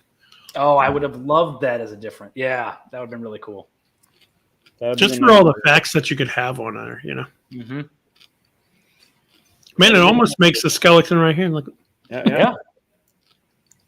Yeah, if you could puzzle that one together. Yeah. My turn? Yep. All right, well. Let's man. Mm-hmm. So what happens if I complete this green guy? Then you get to flip one of your archaeologists to the other side if you wanted to be a different angle or a different direction. Do I have to do it immediately? Yeah. All right. Well then. I don't like where I end up with this guy. It's the problem. Play better.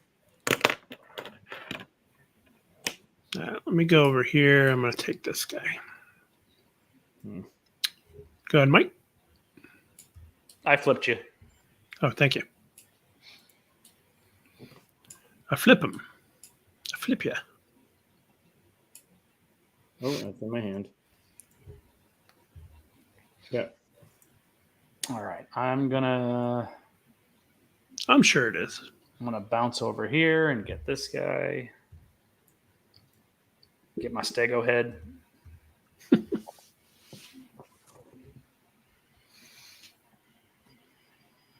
All right. What's Mike doing over there? I don't like Mike doing stuff over there. That's not cool. Just from the person that's almost got 2 dinosaurs completed. What? No. I'm going to have to take a pink one. Let's see. Yep. I'm going to have to do that. Wow. The hate drafting already, huh? What? No, I'm taking the pink one. Yeah, sure. Gotta have that pink dinosaur. You little shit.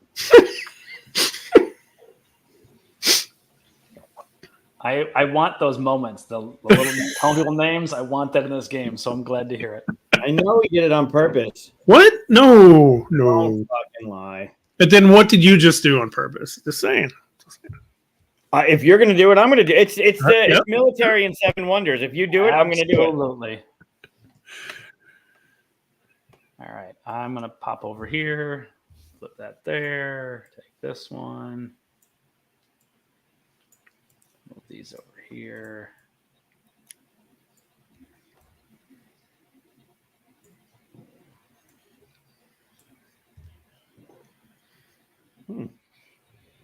All right. So I'm going to go here. I'm going to complete this skeleton. And you get to do a flip. And I get to do it. So this time I do care about it. So now. So I just waited until I cared about it. That makes sense. Yeah. My turn, yeah? Yep. Hold on. Your guy was on diagonal. No, I just flipped it. Did you? Oh, okay. Would you flip before you move? I flip as I go. Ah, okay. Getting all fancy. I know. Like I played this before.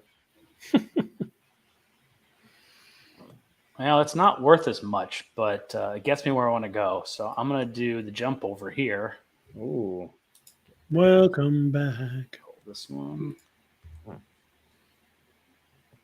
Is that what it's called? Oh. And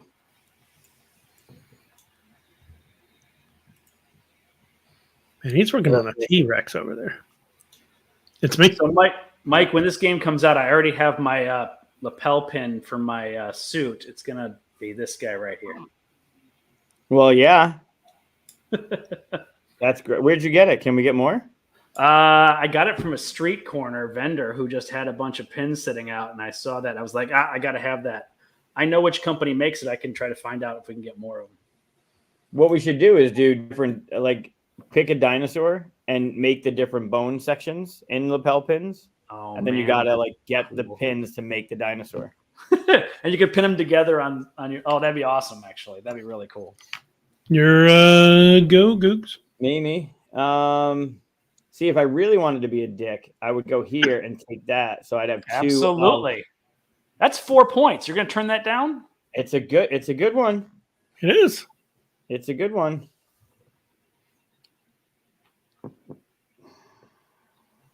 Are we all in purple or is it just Chris? It's just Chris. That's cool. Yeah, I'm doing it. It's a legitimate strategy in this game to grab the more valuable ones in front of other people. Even though it's blocking, it's points. It's solid points. Nobody's fighting you for any of that T-Rexness. So I'm going to go ahead and jump on the head there. Make sure nobody wants to have any T-Rexness. Yeah. That's a good one. Wow. Let's see. Man, don't like those choices. Not crazy about those choices. The good thing is everything's points. Mm-hmm. There's no bad pull.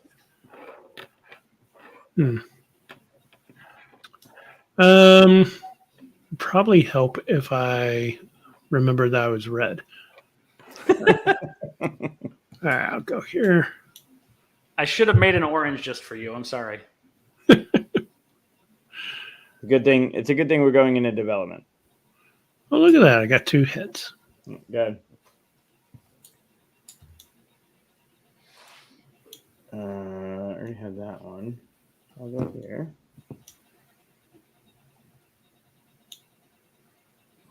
I don't know what to do with the double. Yeah, just put off to the side. Look at that.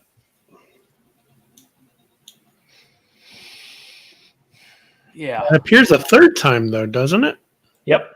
In the 3rd stack, you got another set. So it's not always worth it to really, like, play nothing but block. No, but I mean, if you manage to get all 3 heads of something, there's no chance of anybody getting anything at that point. So there is some.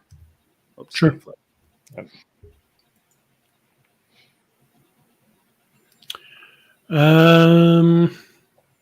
Also, I like the push and pull of you having 2 choices every turn of who to move. So you can actually sit and kind of wait for things to develop around a specific spot as long as you like the moves the other guy's moving. So there's going to be interesting things like that, too. I didn't know anything about a butt brain and stegos. Yeah. I remember that as being something people talked about when I was a kid. Butt brain? That they had a brain in their tail as well. Who did? Oh. The stegosaurus. Oh. They didn't, but it was like a common myth. Oh. Is it my turn? I think I just went. So, yeah, I think it is. Oh, okay. If you have to ask, then... Sure. That is one I already have. That is one I don't need. I'll go take this one. Oh, you're on my stego now. I see how it is. Stegosaurus. Ooh. Yeah, that's my wife's favorite dinosaur. What's everybody's favorite dinosaur?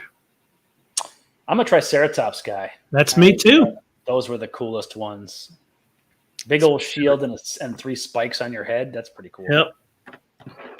A lot of those tops, right? There's the one with the bigger plate with the spikes on the plate. There's a bunch of whatever the tops are. Different types of it. What's your favorite, Mike? It's a toss up between the Stego and the Ankylo. I think I like them both. I like having the tail as a weapon. the big mace weapon like thing. Yeah, it's like an armadillo guy. Yep. So Googs, the earlier version had the Anglo on here. I could put it back in if you want. Oh, I think the Ankylo is gonna. It might have to jump in there. Okay. Oh no, we're messing with Jim's phobias. I like the raptors in there. The raptors are good. I like the pack animal, right? They always they work together. Is it me again? All right, let me see. Oh, you know what? I didn't flip this. Sorry. I can always remember to flip it. I get so excited about taking the piece. Yeah. But they should. Well, I guess not always look the same, right? Yeah. Nope. Depends on which one you're sitting on and which one you're moving. Yeah. So I'm gonna go here. I'm gonna take this piece, and I'm gonna flip it. There we go. And then that comes out. Oh, look at that! Right next to each other. I got to figure out how to get over there. I like the puzzle, like decoder that you have here. That's like it's telling you, Where it where the goes. squares go. Yeah. Yeah. Well, it's meant to be an easy game to play. You shouldn't have to like crunch your brain to figure out where that could possibly go in a dinosaur. Even though that's kind of what they do with bones anyway, right? They're like, what's Right. this one belong to? All right, check this out. Well, bam. Oh, nice. So now I get the tail for the Stego, but I just landed on the last piece for my Bronto. So when that comes back to me, I got that. Well done. Well done. Oh, look ahead. Oh, look, it actually connects. That's funny. Back to me again. All right. I could start the Brontosaurus. I could jump over to. Did I do that? I started that. I did start that. That's weird. Jump way over here. Flip. Take that. Pterodactyl. Pterodactyl, anybody's favorite? It's a top 5. I mean, is it? A dinosaur that flies around? That's pretty cool. Plus, it has terror in the name, which is pretty cool. Has Patera in the name. Well, just because, the terror P is silent. It's all good. You're up, Andrew. Okay. I need to get moving on that one or that one. It's 3 points, but puts me in the corner. But I need to get there anyway. Okay. So we'll go there. It's gold here. Put that one. Finished my first dino. Ba-bam. It's like from a different age or something, right? Yeah. It is a terrible lizard, terrifying lizard. So, is the end a certain amount of completed dinosaurs? All of us, or one player has a certain amount? One player completes 4. It triggers in the game, and we each get an equal number of turns, and then we count them up. Equal number of turns. Fairness and whatnot. Yeah. Yeah. What a game should be. Where am I? What am I doing? Why am I here? All right. I'm going to take this because it's a spiky thing. I like spiky things. Yeah, that's the Phinosaurus or whatever it is, the one that has the big old sail fin. Yeah, Spinosaurus. Oh, wow. Look at that. Flip. Huh. Weird. All right. Here you go. Oh, man. It doesn't make sense to do that. Never play a trivia game against Kabuki Kid. No. Hey, I actually appreciate all the knowledge that people have that I don't. I think that's pretty cool. I don't want to spend the time learning all that stuff. Let them do it. If you want little facts at the bottom of your dinosaurs or something, you know who to ask. We do know who to ask.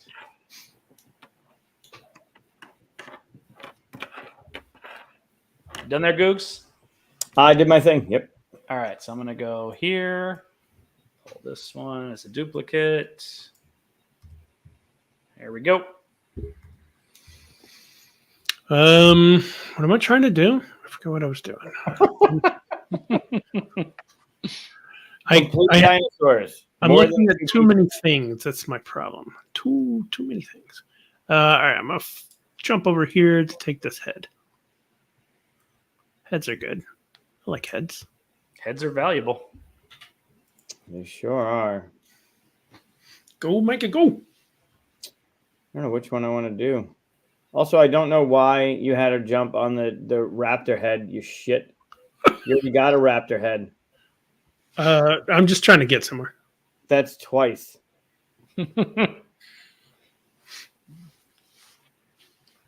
Somebody's keeping track. Yeah. What's he trying for? Trying to get the pterodactyl head, huh? Well, that sucks. No, I came from there. I should have flipped that. My bad. So mean. So mean. Yep. You are. Taking my pterodactyl head. You took my raptor head. I don't know what you're talking about. Uh-huh. Okay. I'm going to go here and take another one of these, which I didn't need, but that's okay. And flip. And flip. And flip. Oh, wow. Flip that one. Oh, yeah. Something should happen whenever you form one of those. You kidding, yeah? No. I mean, whenever you form it on here. When it naturally forms? Yeah. A natural forming thing. Does this go together? Yeah, it does. Okay. I promise it works. I've completed my second dinosaur. Woohoo! Woo! I really need to get to a totally different spot, and now I'm a little stuck. That's all right. Figure this out anyway. Let's go down here. Yep.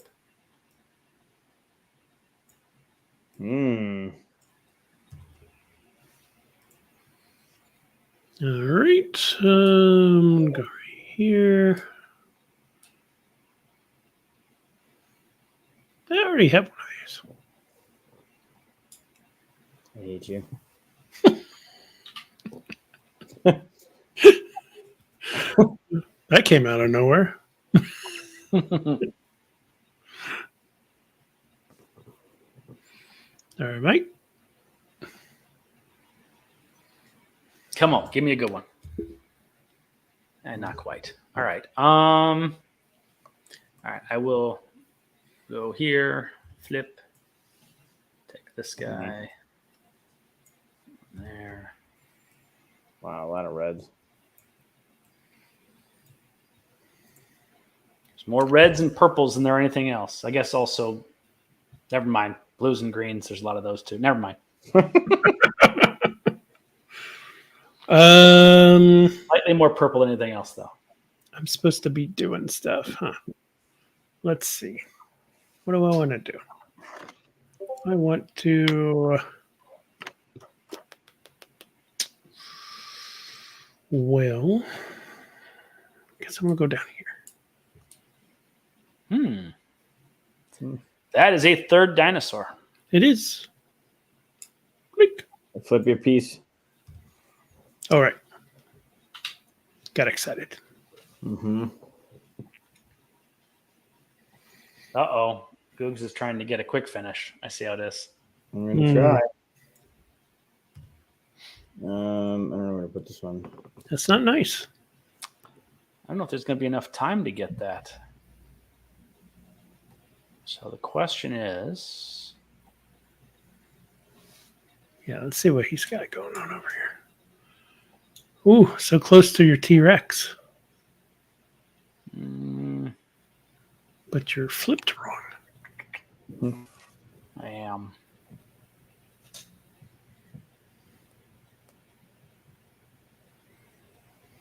I don't like it. I'm going to go here. Hold on. But I do finish the T-Rex, so that is done. That's nice.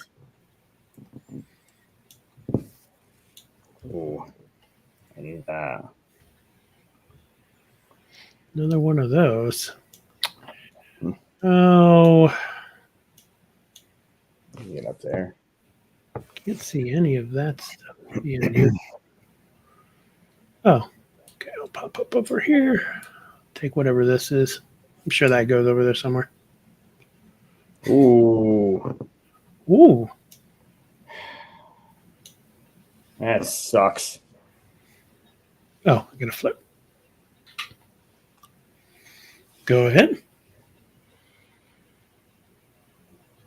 I don't think that's right, Evan.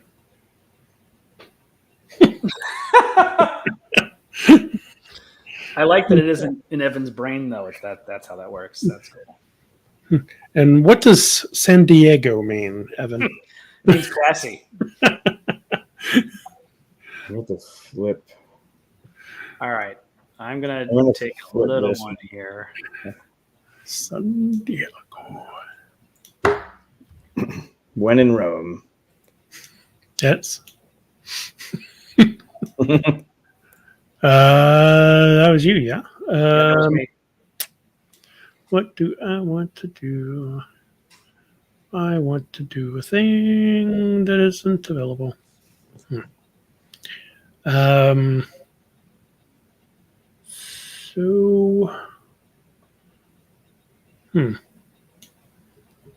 I'll go over here. Flip. Take. That's a solid 3 points, if nothing else. Yep. Oh, wait. No, that's a good fit for you. Look at that. All it needs is that tiny tail. Would that be 4? Yeah. That would trigger the 4th. Yeah, he's got 3 finished.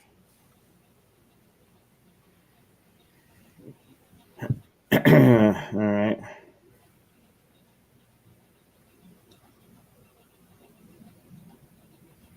I believe that was a vertical.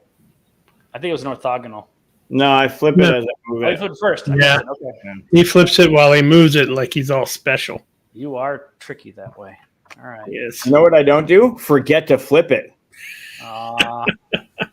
Good on you. Hmm. All right, up here and flip. Take that one. Yeah, you got to say the little flip, and that way we know. Mm-hmm. Oh, let's see. That's 3 points. We're just collecting points at this point because we're almost done. So for those watching, is this a game you actually want to play? Are you guys intrigued by this enough? This is a fun game, guys.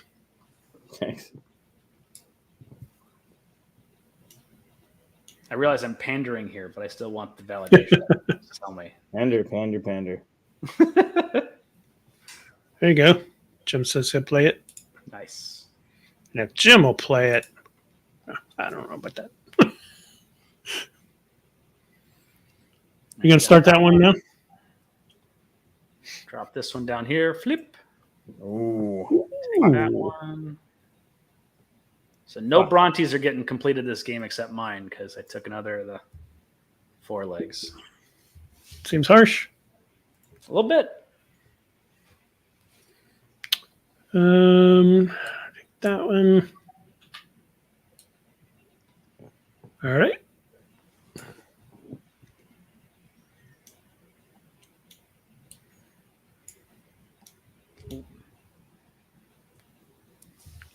You think you're going to make a T-Rex? Nope. That's a 1. That's a 1. That's a 1. That's a lot of bad down there. We get up here. Take this one. Flip.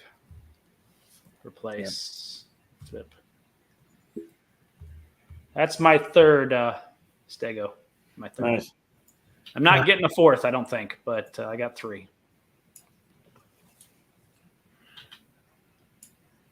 I started the whole game, right? Mm-hmm. You did. Okay. So just so you guys know, when I move this piece off this tile, that's my 4th dinosaur. Well, I'm gonna have my 4th before you. Okay. Well, I'm gonna go here. And Look at me. I'm Chris. Get that. I'm first player. all right, Chris, show me what you're gonna do. Yeah. Oh, and there's the pterodactyl head. Yeah. He completed it. Well done. There we go. All right, so that triggers the last round. So Googs, you get to go. It's a good thing I'm on the piece I need. Right. Doesn't matter where I jump to. That's going to go there. That takes this. People come far and wide to see my Triceratops foot. Okay, and that's the game. So And calculator. So if you completed the dinosaur, you do the right side number. If it's just a piece of a dinosaur, you do the left side number. Okay.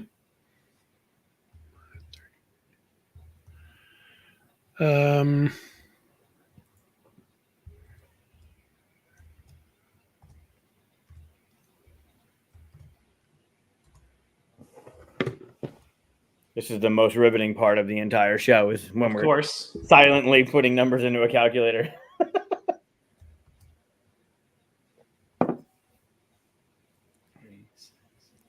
I got 61. Come on, Andrew.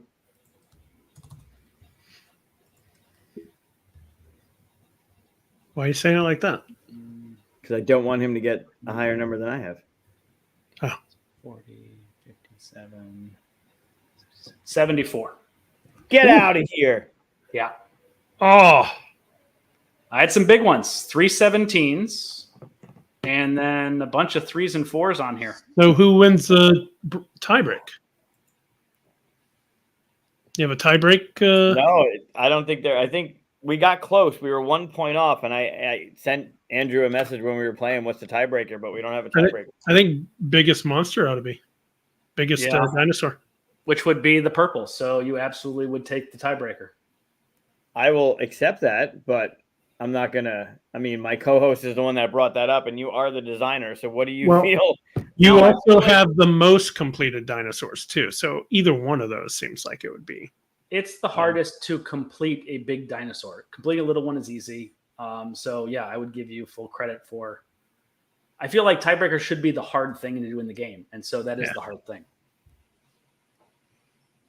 I do really enjoy going for the Triceratops. I know it's only 5 points more than the T-Rex, but getting the 22 points out of that just feels good. It does feel good. I agree.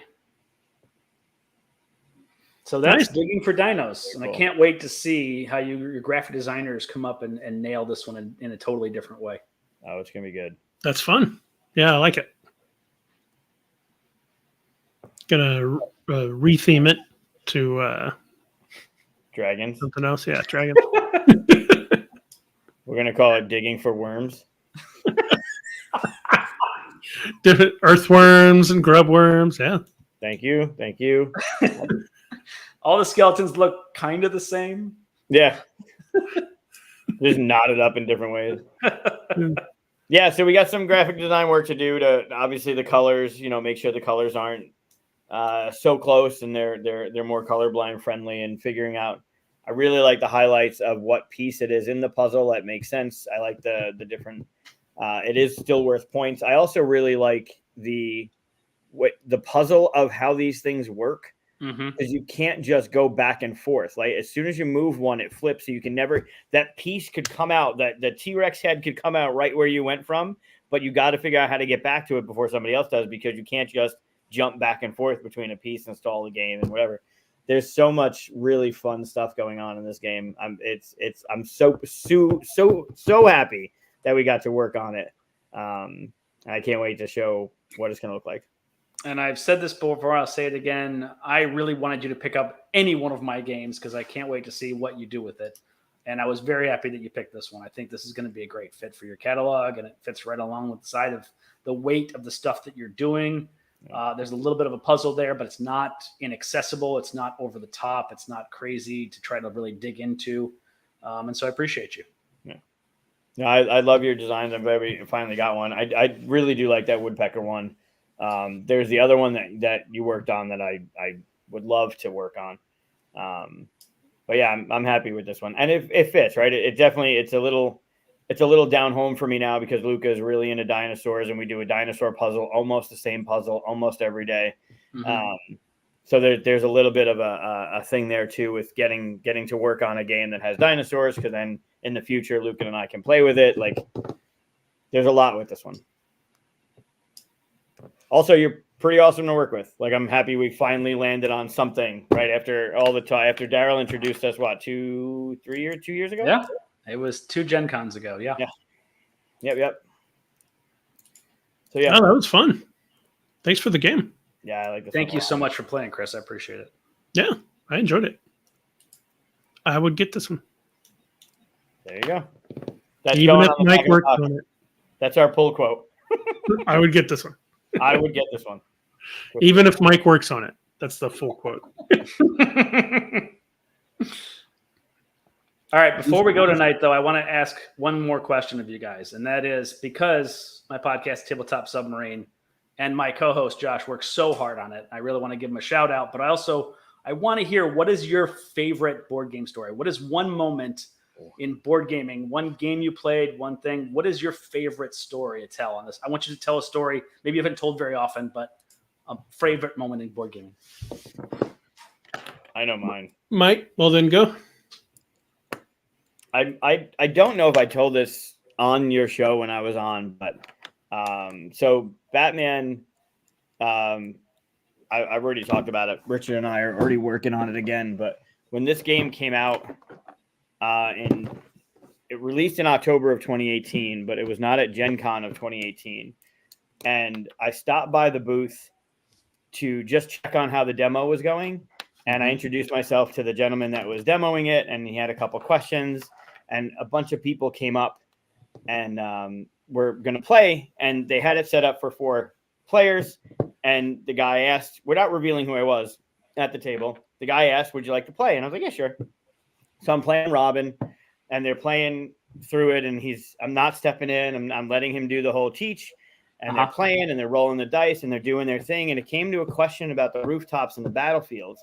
And he's like, oh, that's a really good question. Let's ask the designer. And they turned to me, and you saw all their faces go, holy shit, we've been playing with one of the designers of the game the whole time.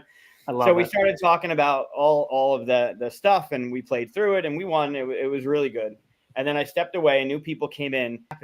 I looked up, and across the table behind the person that was playing, I think they were playing Batman, was a gentleman cosplaying as Keaton's 89 Batman. Like, the whole thing was just there. And I look up, and I'm looking at, like, holy shit, Batman's looking at the Batman game. This is crazy. So we were done, and everyone had fun and, sign autographs and stuff. And then I step back, and I'm watching the game being played, and Batman is playing Batman of a game that I designed with Richard Lanius. It was the most surreal thing in all of game. Like, it's cool, to get, oh, your game's good, and people talk about it, and, it's fun. But seeing that happen was one of the most surreal moments in my life. To answer your question, you did not say that on the podcast, and I'm sorry about that. That's a great story. I love that. That's amazing. I think I might have talked about just the idea of being able to work not only in the Batman animated license, but being able to work with Richard is also just bonkers to think about. But having that moment of look, and I have a picture of it. Like, I couldn't let that escape me. I'm glad you do. That's great. Of Batman watching, like, he's got the whole, like, arms folded, watching the people playing. And then the next game, so Keaton's Batman, whoever this gentleman was, cosplaying as Keaton's like the good Batman, right? Right. Obviously animated, but live action, is playing Batman in the game, and it was so much fun to, like, watch him roll the dice and place the stuff, and as Batman, dressed as Batman, it was crazy. That is great. That's funny. What about you, Chris? Well, I have had a lot of moments like that because I've sat down at my games and not told people. It just feels weird to be like, I'm the designer, I'll play with you. So, but people are like, hey, you want to play this? You're like, sure. And you kind of like sneak in there. And my favorite thing is whenever nobody says anything. Like, I've had people come up and go, hey, guys, and I'm like, why'd you say it? I just don't want to. I just want to watch it happen, You want to get the unadulterated feedback too. You exactly. You want to get people's real thoughts without changing. Everybody suddenly changes. Like, now I'm not just a player. Now it's like a weird thing. So I like being the secret designer and that stuff. So I know what you're talking about. Two things came to mind. One is funny. One is kind of sad. So I'll go with the funny one.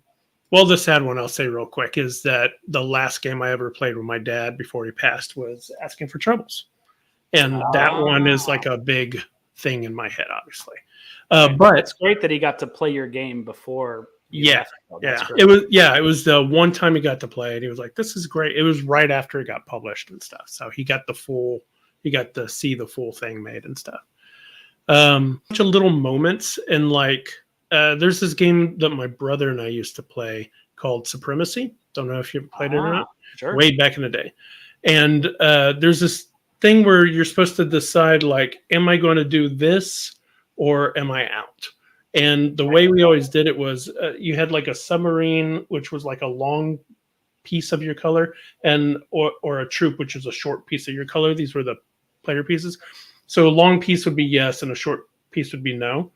And so the way you decide is, like, you put the one in your hand, yes or no, and you put it out, and then you reveal, and then everybody gets to see who's doing what, right?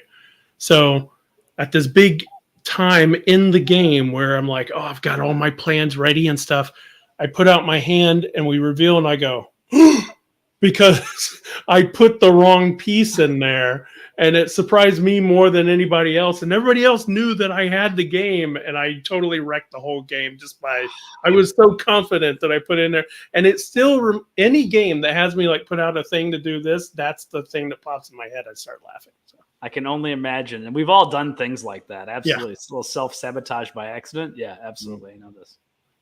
That was like, 20 years ago or something, and it's still a thing. So See, I love hearing stories like that, and that's why we do the podcast. I want to hear all these behind the scenes stuff for people over the course of time, especially people who've been in the industry for 10, 20, 30 years. They've got some amazing stories that they just don't share frequently or often or to many people. So there's some really cool stuff out there. We're going to keep digging for them. That's what we do. This, so for those that don't know, Kevin Conroy is the voice of Batman Animated, and that was the game I showed earlier. At QSCon, the first QSCon, my friend Ian Moss, he's with Nirvana Games. He did Duelosaur Island, and him and John Gilmore had come together when Ian was still in Ohio, and they did a panel for me. So they're talking about games and design and fielding questions. And I was like, okay, well, thank you guys for taking the time and doing the thing. And he's like, no, wait a minute. And I'm like, uh-oh. He's like, so yeah, he has this white rectangular thing face down on the table, and I just thought it was something he was taking notes on or something. And he's like, well, and he gets into this whole thing, and I'm like, nope. He's like, I got something for you. I'm like, nope. I thought it was some fucked up caricature of me or something like that, right? It was just going to be something like, haha, you're funny. He's that like, was last week. Huh? That was last week. That was last week. Yeah. So with West, yeah. So he says, genuinely, he's like, so a friend of mine went to a Comic-Con and Kevin Conroy was there. So I gave him the rule book to your game to sign. And I have it downstairs in on the shelf, excuse me, but I have a signed copy of the rule book that Richard and I designed. Oh, that's great. Signed by Kevin Conroy, and says Batman on it, and it's in like a comic book sleeve. So Ian has the game with no rule book, and I promised him numerous times that I would get him a rule book, but then IDW folded. So either like I can't just get one. But it was one of the coolest things, like, because obviously shortly after, like a couple years ago, Kevin passed away. But to have that as a bit of memorabilia now that I have, right, it's pretty cool. That's great. Awesome. Thank you for that share too. That's very cool. Although I have to ask the obvious question: isn't the rule book already on like BGG as a download or something like that? Sure, you could pull it up. I mean, it's not the same, but it's not the collector thing. You want the whole piece, yeah. That's fair. Yeah. Okay, I got it. Yeah, but now I mean, it sucks for Ian to not have a rule book in his game, but. That's the man did do a solid. I'm guessing he knows the game well enough at that point. He doesn't need the rule book. I'm sure. Or you know what? He's got you on speed dial, because if he calls, you're answering that phone, right? So like, hey, how do you do this rule? Absolutely. Well, he's pitching a game of ours, so hopefully I'll get a call soon. I would, one, guarantee he's never played it, and two, I would get him a copy, but IDW not being around is right. The game not in print, so maybe depending on how the future of things go, maybe I'll have one for him. But it was super nice of him. Like I definitely didn't expect it. Like of all the things, like that would be. That's cool. Last on my list, yeah. That's pretty amazing. Yep. All right. Great way to end the show. I still need to make a outro thing. A thing that goes. It should be your instrumental mouth noises, and then I'm going to throw up. Yeah, it's not that. So, it's more saying thank you so much, Andrew, for coming on. You're a great guest. Always welcome. I appreciate both of you, and I cannot wait to the next con we hang out and play a game together. I'd love to do that. Oh yeah, it'd be great. Soon. I would be remiss if I don't ask you for your story before we go. Oh, yes. So if you've listened to the podcast, I'm sure you've heard this one before. It's literally one of my favorite stories of all time, though. So I was a board gamer from birth. My father was a hobby gamer. We had probably 300, 400 different hobby level games in the house by the time I was 3 or 4.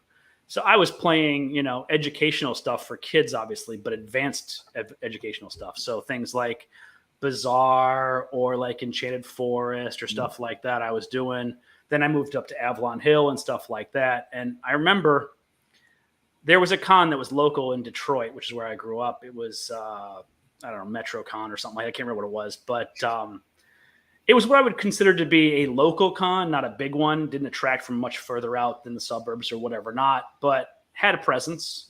And went there, and maybe I was 7, 8, something like that. I was old enough to know how to handle myself at a game table and like not be a spoiled brat and stuff like that. And we're walking down all the aisles of games around the outside. People are playing, and this guy was setting up Circus Maximus, the miniatures. So like you're basically replicating Ben-Hur with like 10 people, each having a little chariot and running it around the racetrack, and you're whipping each other and slamming each other with the wheels and trying to like cut out the horse's legs and like all the things. And because he put the miniatures on the table, I was like, Dad, I got to try to play this. He's like, if there's a ticket available, you can play. And so I ran over the ticket booth, and sure enough, there was one spot left. And so I walked there, and we're playing. Yeah, exactly. That's the one. We're playing, and it's this really great moment of like really feeling immersed. And I'm a bloodthirsty kid. I want to play Blood Bowl. I want to play things where blood spurts out. I want to play Glorious Maximus if that exists back in the time. Like I really want to play that kind of stuff. And the adults at the table just disregarded me. They're like, oh, who's this kid? He doesn't know anything. And that game's a little bit complicated. Not crazy complicated, but a little bit there's some math and some interesting dynamics of angles and stuff like that. And I basically started eliminating them one at a time. Just went down the list and bam, took out this guy, then bam, took out that guy. And then they started noticing, like, wait a second, he just take out 2 people? And I took out another guy and took out another guy. And sure enough, I was the last one standing after an hour and a half. And they were like, wow, man, we're really impressed. We didn't think you would be able to, hold it, let alone take it from us. And so just that moment of besting your peers, but on top of that, the whole age differential, an 8-year-old versus 40-year-olds, like the whole thing where like I knew I could hold my own in almost anything at that point. And it changed the way I looked at games, not for myself, but for those around me. I was less intimidated from that moment forward. And that is this turning point for me. And that was awesome. I really enjoyed it. Plus, cool. Can you just imagine like playing Ben-Hur in a little miniature stadium coliseum? That was just so cool. That's cool. Neat. That's cool. Never judge a book, right? Absolutely. So, yeah. In fact, I've played with some sharks who are my version of me. Like, I've played at some conventions where a kid walks up and I'm like, all right, it's a kid. And then all of a sudden start having a conversation. I'm like, wait, this kid's really sharp. Uh-oh, watch out. Yeah. You can tell by the conversation. If you're willing to share a conversation with a kid, you can tell which ones are really sharp. I was demoing Troubles at Gen Con, and this family comes up and they ask me how to play, and they sit down, and they had this, I'd say maybe 7, 8-year-old girl sitting on the lap, and the parents are sitting there, and I'm telling them what to do and stuff. And I noticed the girl's very quiet, just watching my hands as I go and stuff. And then they go, all right, your turn. I was like, oh, they're going to have the kid play. Okay, well, I wasn't really talking to her or anything like that. And she just starts going, and I'm like, oh, she paid it. Oh, wow, she's doing it. Oh, that's a good move. And she just slays her parents, just destroys them. I was just like, that kid's brilliant. And every time I kind of think, oh, they're just kids and stuff, they prove me wrong in the board game world. It's as well they should. I mean, they're in a board game, right? So if they're actually attracted to board games to begin with, then they're probably smarter than your average kid. Number one, absolutely.